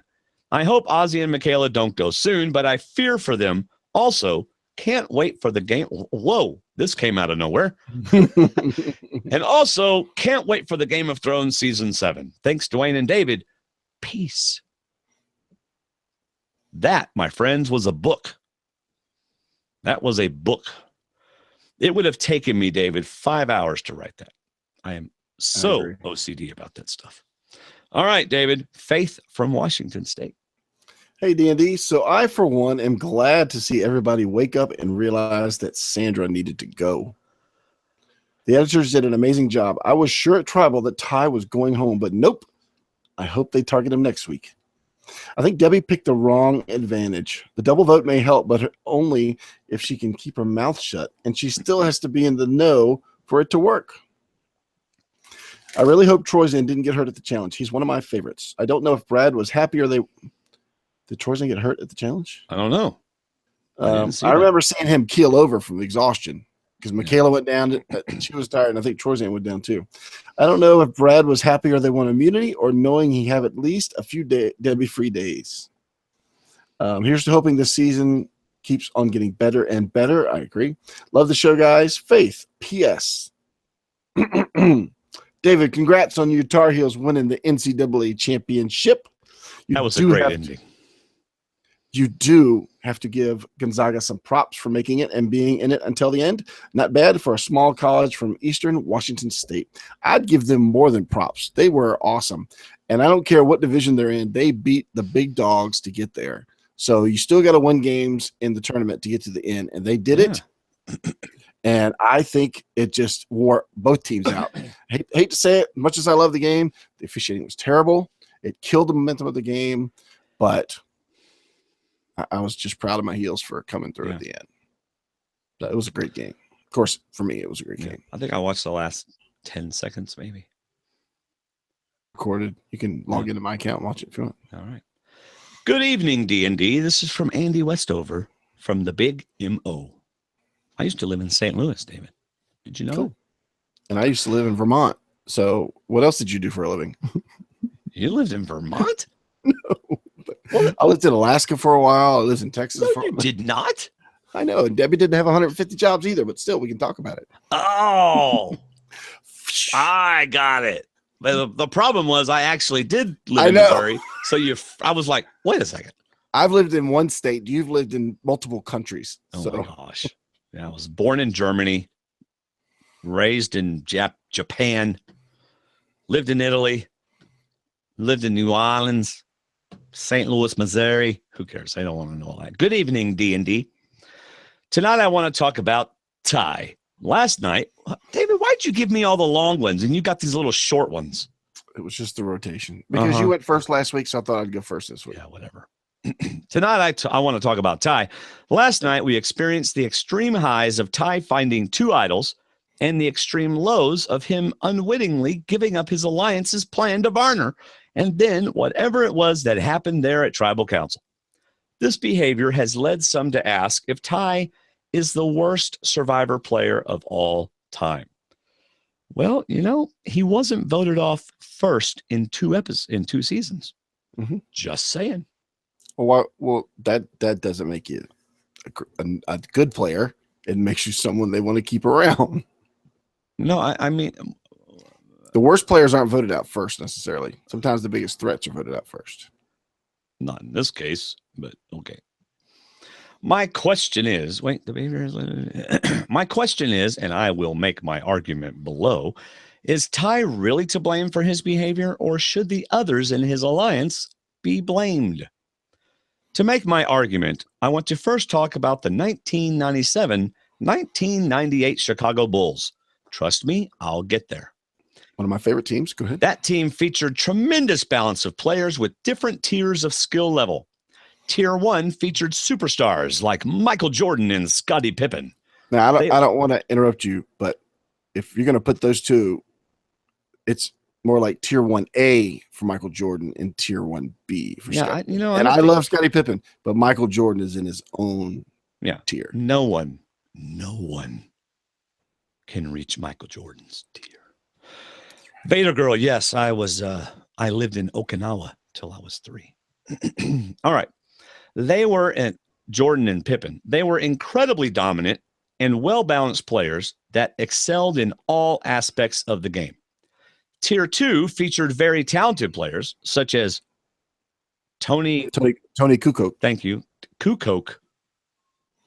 Tony Kukoc and Ron Harper, who were pretty well-rounded. Not particularly great at anything, but also didn't sink the team with major deficiencies. They were solid, they did their thing, and fulfilled their role. Tier 3 consisted of players like Dennis Rodman and Steve Kerr, who were not particularly well-rounded, but were really great at one or two things. They, like Philip Shepard, were specialists. They did great things to help bring about a win for the team, but are not the types that could be depended upon to put the team on their back and make a win happen. For my purpose, Tier 4 is everyone else, other role players, bench warmers, etc. So back to Survivor. There are many players that fit into Tiers 1 and 2, but for the sake of time, I won't go into that now. This brings us to Tier 3, our proverbial Dennis Rodmans. Rodman specifically was all-world at defense and rebounding, but was downright painful to watch shooting the ball. Nevertheless, he had his niche and played it well, or he had his niche and played it well. I believe that Ty falls into this category. He is obviously all-world when it comes to friendliness, general survival skills, idol finding, and chicken management, but is incredibly inept, like Rodman's offense, at the strategic aspects of the game. He is a support player. He does his thing very well, but you don't want him operating outside of those strengths. He is not going to win the game, but winning teams or players make great use of players like him with limited but viable skill sets and remove their opportunities for failure by removing them from those aspects of the game. This, too, is my argument with Ty. Ty is what he is.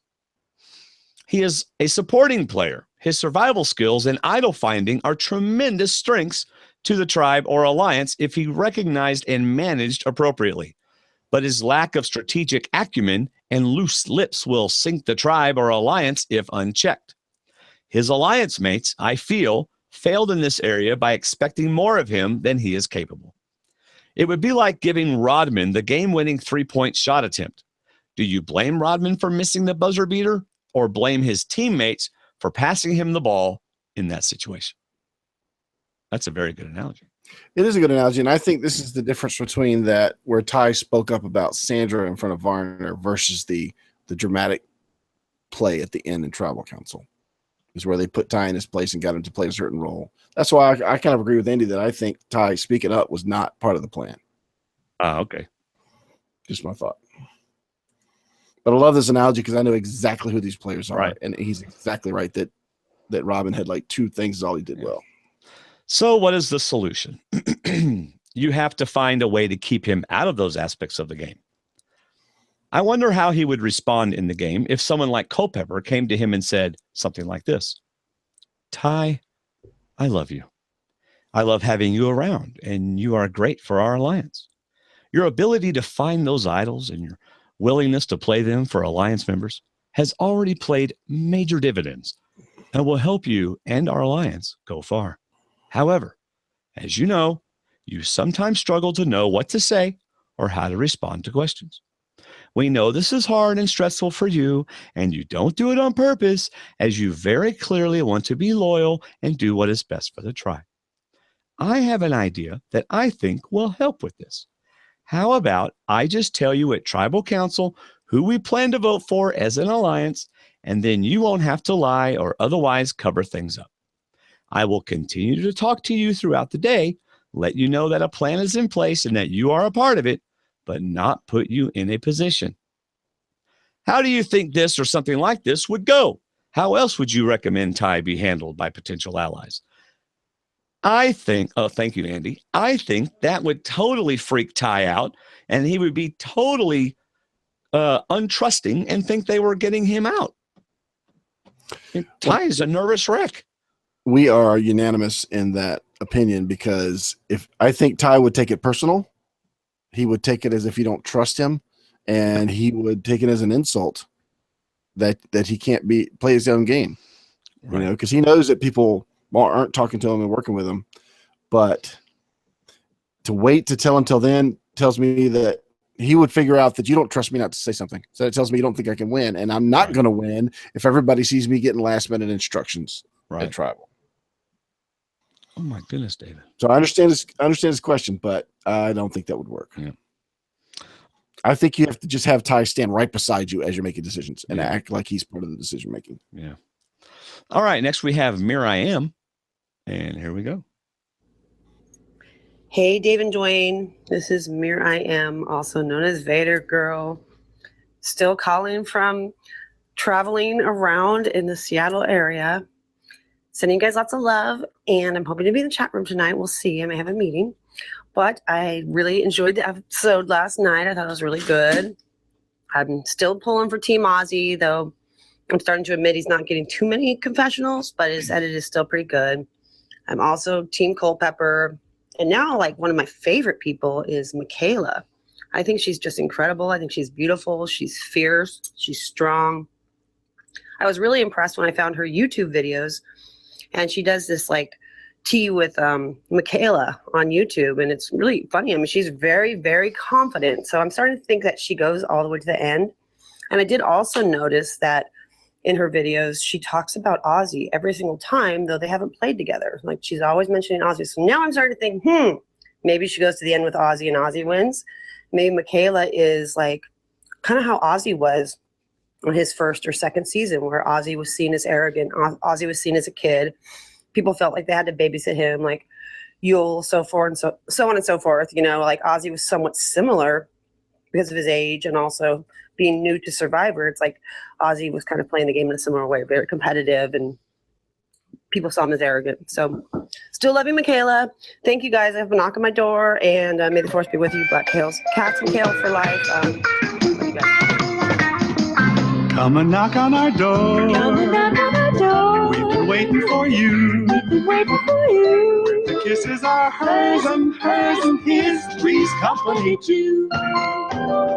Come and dance on our floor. Come and dance on our floor. Sorry, somebody came and knocked on my door. I'm like in this hotel, motel, Holiday Inn, say what? In the hood of Tequila, Washington, which is near SeaTac, which is like one of the crime capitals of the world. It's interesting. So it's been an adventure. I'm here with my boyfriend, but we're just lots going on. But what else did I want to say? I wanted to tell you guys something. Yes, I love Ozzy, but I think I also wanted to say that Sandra Diaz Twine is queen. I've really enjoyed her. I think she's just amazing. She's been so entertaining. It was really sad to see her go.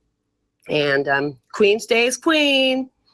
And that's a great thing. I love her very much. I think she was very entertaining. I think this cast is great. I think this season is a really good season. I love my Survivor buff.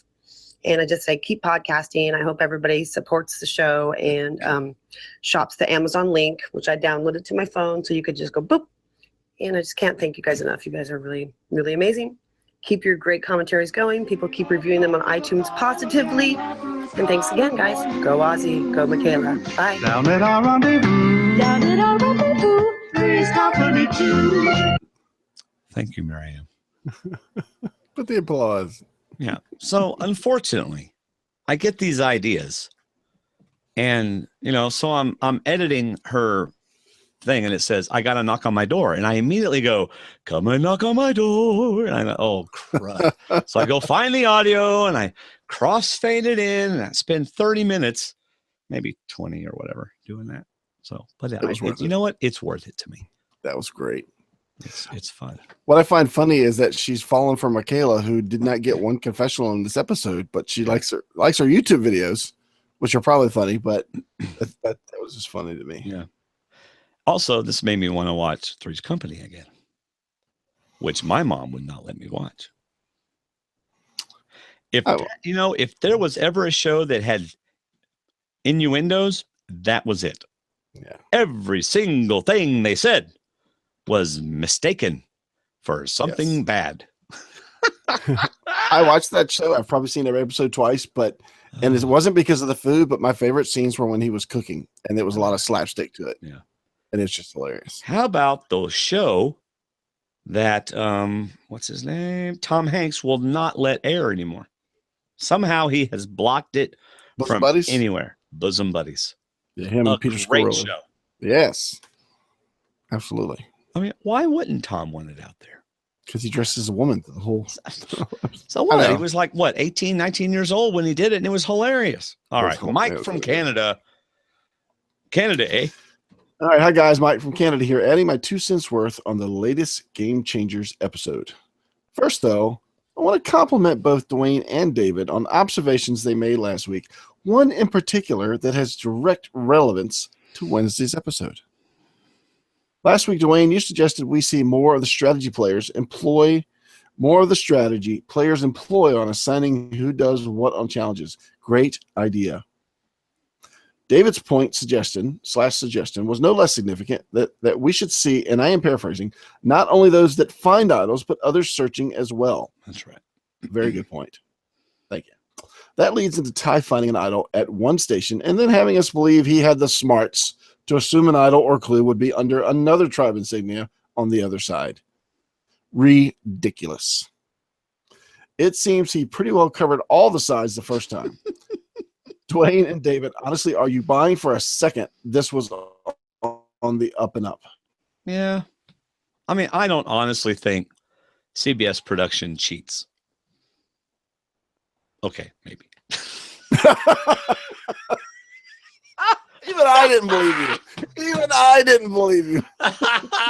Nice try, Sandra. I Hey, didn't believe you it's either. just like any other game show, you know. They want certain things to happen, so they might sneak you a candy bar or something like that, you know, just saying. I mean, it did look legit because these were the second round of idols found at camps, and they're both at the original camps at the Well. wells, so they could have been there. But anyway, David, this is what happens. They set up the camera on a tripod facing the board right before they knew Ty was coming for water. Ty comes for water, sees the tripod. Idol is done. all I can say is that someone that's been in those woods, I'm not saying which season, said that was pretty amazing that he found that little clue amongst the thousands of trees in that area. Yeah, but the trees had the markings on them. No. This was the second clue Oh, for the water board. So just no, saying. that's the second clue, isn't it? It had No, the markings is where he measured for the first idol. Oh, He had to okay. measure out. Yeah. All right. So moving on. So I think we answered that question. To me, they, being production, want him in the game, not to win, but to entertain. It makes perfect sense if you look at those left in the game. Entertaining players are there left in the game. Not many. That's it. That's what Mike said. Deb has stirred things up, but her days are numbered, and only Ty is uninformed enough to know that playing too hard is your early ticket home. Ty can't win, but Sandra and Tony gone. I'm sorry. Ty can't win, but with Sandra and Tony gone, the chaos of Ty partially fills the entertainment gap. One last question. And here's the question I've been waiting to get, so I'll wait till you're ready. You ready to listen? I don't see Will's feedback. You said there's audio feedback. Yeah, he dropped an email right recently. Well, I don't have it. He dropped it at 8:06. Oh, so like an hour past the deadline. Oh. But it's not coming in my. Oh, I don't have internet. Then how are we still online? Oh, no, on my iPad. Oh, sorry. Okay, Go ahead. I mean, So- I'm sorry. I got to find his feedback. I understand. But here's the last question from Mike that I wanted you to hear. Okay, let me hear it. One last question. Do you think Sandra's tribe really gave their all in the immunity challenge? Ozzy seemed AWOL for most of it. Thanks for listening. I appreciate it, Mike from Canada. Is there any? I think, as much as I like to think that, Mike, that prop may have happened, I think they would have given us a hint that somebody suggested that or somebody agreed to that. You That think they so? would have thrown the challenge. I don't. It would be a huge loss if we don't get a tidbit of strategy, something that major. To throw a challenge is pretty big, and I think we'd have at least gotten a hint of it. other than Ozzy jumping off the pier last. Yeah. Just to make a big dive, and Probst likes to call him out for jumping off last with a big dive. I'm like, he's not getting up on the pier any faster than anybody else because he's still got to wait in line to get up on the pier. So Right. that was it. I'm sorry, Mike. I would have loved to have heard that, but I didn't know I had another feedback. So this is Will, the Giant Ninja. Hopefully it will play. Yes. What's up, guys? It's Will from Wonder Lake again. Sorry. Okay, just so you know, it's playing on my iPad, which normally I play stuff on my iPad, but I have everything turned off. The only way I can play it is if I have Wi-Fi on. And so if you hear dings and stuff like that, I can't do anything about it. I'm sorry. Here we go. Will the Giant Ninja. Start it over for you. AKA the Giant Ninja. So as I record this, it is 6:58 p.m. on Thursday Central Time, and I believe feedback is due at 7 p.m. Central Time. And as Dwaine is well aware, I am likely going to talk for more than 2 minutes. So this is going to be late, and you may not hear it. Who knows? But I did want to get my thoughts in large part because you guys have a brand new listener this week, and I wanted to welcome him. My good friend Dirk is a new subscriber to the podcast. Hi, Dirk. Love you, brother. But having said that, I wanted to get a few quick thoughts in. Number one, to the Survivor, showrunner, I guess, bringing John Cochran in as the former Survivor was a stroke of genius. He had a storyline with so many members of this cast, actual and potential, just because he's a nerdy, strategic Survivor geek. He has something to talk about no matter who's there. I have to say, I so wish that Ozzy had been sent to exile, because John Cochran giving advice on how to play Survivor to Ozzy, with their past history on South Pacific and the way that Ozzy kind of picked on Cochran and Cochran flipped on the tribe and voted with Coach, and then only to get voted out at whatever 8 or 7 or whatever anyway. That just would have been so beautiful for Cochran's role to be to explain to Ozzy how Ozzy could get farther in this game. I would have absolutely loved to see that. But you know what? Seeing Cochran talk to Debbie was pretty funny too, especially when Cochran's biggest issue is a complete lack of self-confidence, and Debbie's issue is a complete lack of any lack of self-confidence. That was an interesting interplay. Number two, Sandra. Everybody, I'm sure, in their feedback, and Dwaine and David as well, are going to be doing a small ode to Sandra tonight. I just wanted to note that as a Survivor geek, a Survivor nerd who absolutely loves the politics and the strategy of the game, I am guilty of underrating Sandra's past performances. I just want to say that I find it interesting that many people, myself included, were more impressed with Sandra's gameplay this season than we have been on either time that she won the game. Maybe that says something about us. Maybe that says something about me, that I am impressed by the wrong thing, because objectively, she obviously played better her first 2 times. She won both of those times. This time, she was voted out pre-jury. Nonetheless, Sandra controlled the game in a strategic fashion in a way this time that I haven't seen her do in the past, and I was very impressed with her. Long live the queen. Finally, though, I want to talk about that tribal council, that vote out of Sandra. And I want to compare the game of Survivor, which I love. You guys know I love Survivor, with a show that I think might be better, the Korean celebrity reality show, The Genius. I know not everybody's a Genius fan, so I'm not going to get into this too long, but basically, The Genius has interesting editing where they show things out of order, non-sequential, but they tell you that it's non-sequential. So you'll see a little screen cap that says 45 minutes later or 2 hours earlier.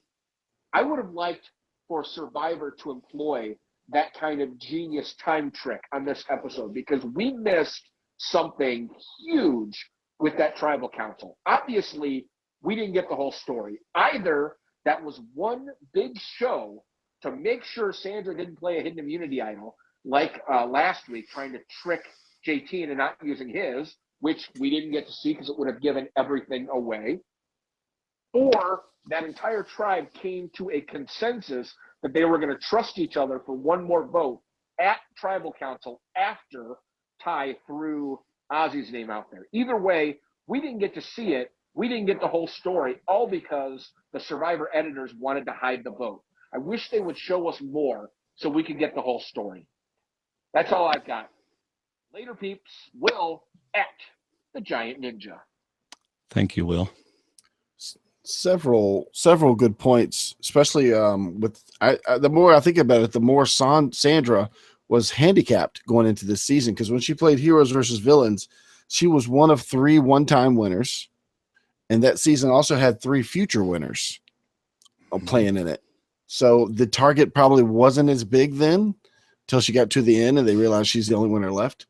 But going into this season, it's the queen. How can you not be targeted as the queen?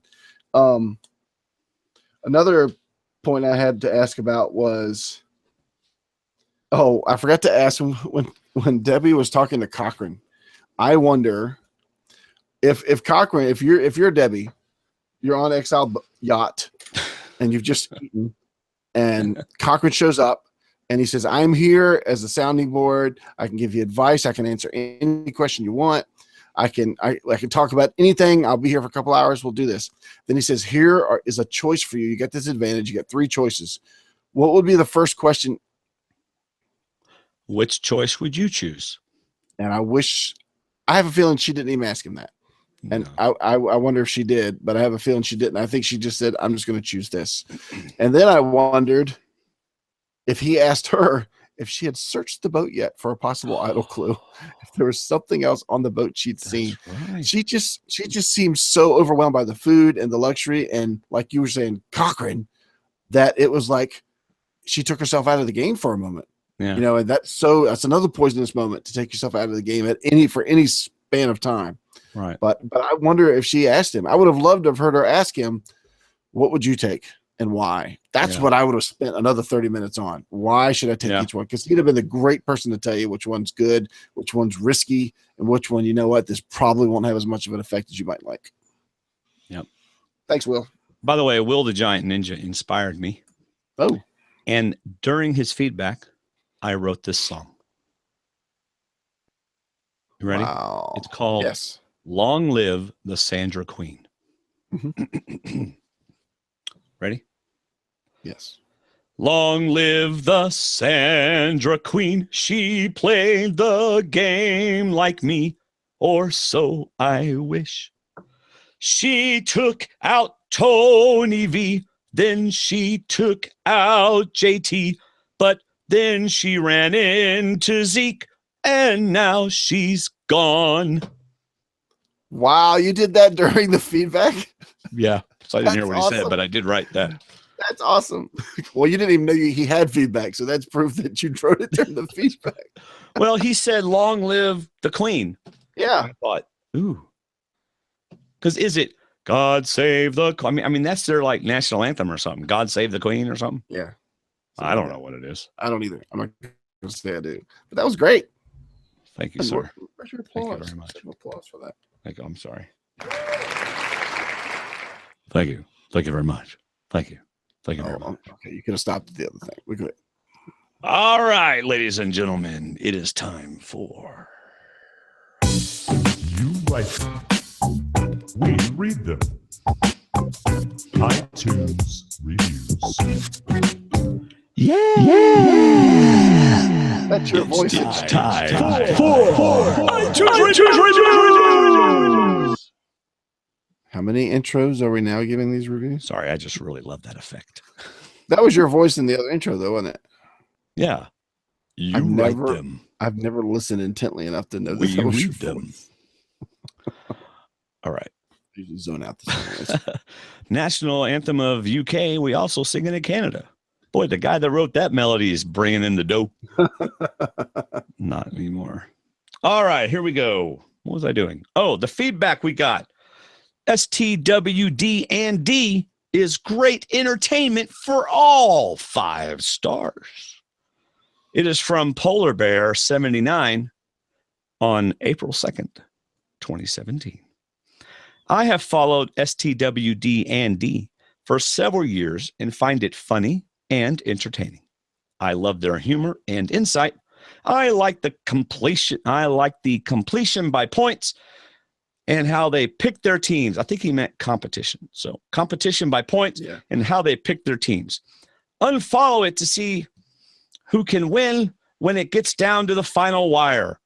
It is a must watch or listen to weekly. By the way, I have great balance too. LOL, Mark. Awesome. Y'all's feedback is quite encouraging.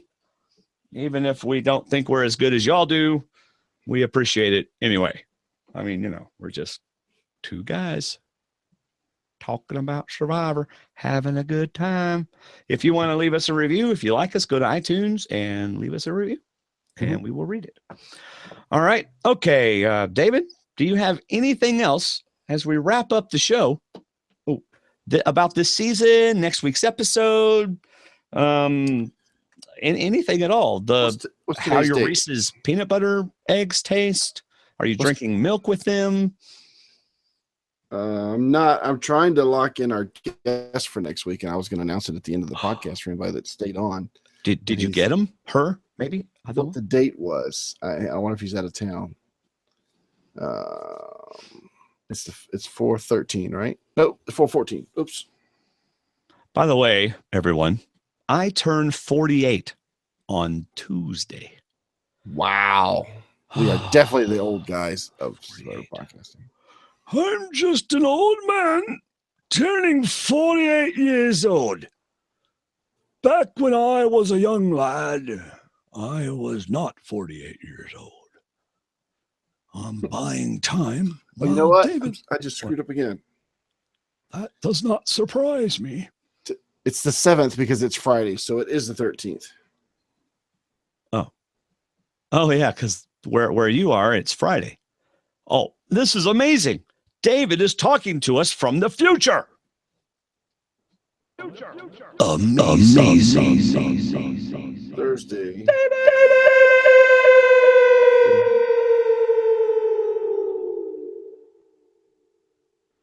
Oh, now he's got another commitment. That's fine. You know who we need to get? Jessica. I love Jessica. She is so much fun. What? Why are you looking at me like that? Uh-oh, you're about to text me. Hang on. Oh, you're going to text Jessica? Jessica. All right. By the way, people in the chat room, I was born in Wiesbaden, Germany. But I was in an American hospital, and therefore I was on American land. Sorry, United States land. And so I do not have dual citizenship. All right, so David does not have anything else about this season, this episode, or next week's episode, or anything, but I do. If you are eating a Reese's peanut butter cup or a Reese's peanut butter egg, you must have near you a glass of milk because it helps offset the sweetness of the Reese's peanut butter. So I like to have water with chocolate. What? Water? For some reason, water is what I like to drink with chocolate. Oh, come on. Seriously? Water? With donuts, maybe milk. Yeah. But I don't eat donuts anymore. But chocolate. Wait. If I stuck an apple fritter in front of you with a nice, big, cold glass of water, would you want to sink your teeth into a nice, warm apple fritter? You know how we talked about you never listening to me? I said water with chocolate. I've never had a chocolate apple fritter. That's a sweet donutty cake thing that I would have with milk. Yes. But if it was a chocolate. No. You said you don't eat donuts anymore. No, I try not to eat donuts anymore. So yeah, but if I did have a donut, I would have that with milk. but an apple fritter is not chocolate. Yes. So Wait. But we need to see the birth certificate. David, are you questioning my legitimacy as a U.S. citizen? Because I have a copy of my birth certificate. Anyway. Well, plus you were born on military base, right? Yeah. Well, and I Yeah, was born in an American hospital, a North Yeah. American hospital in the U.S. So. By the way, I remember one time I went down to Mexico and I said, do you have any American cash? And they about beat me up because there's, part of America. They're South America. They're part of the American continent. Yeah. Like Canada is part of the American continent. So I got, they didn't like that. They didn't let me buy the vanilla that I wanted. All right, David. So my one final word of wisdom. Thank you. For this podcast. All right. Is if you ever play Survivor with Ty and he walks away from camp, go with him. That's right. That's all I have to say. Follow the cameramen that are following Ty. Yeah. And when you see a tripod, look around it. Circle the tripod. Pour water on the tripod and circle around it. That's right. Enjoy your week, everybody. As always, thank you so much for listening to us. If you're still here, you are amazing. Yes, like, really amazing. Bye. Good night, Gracie. See you.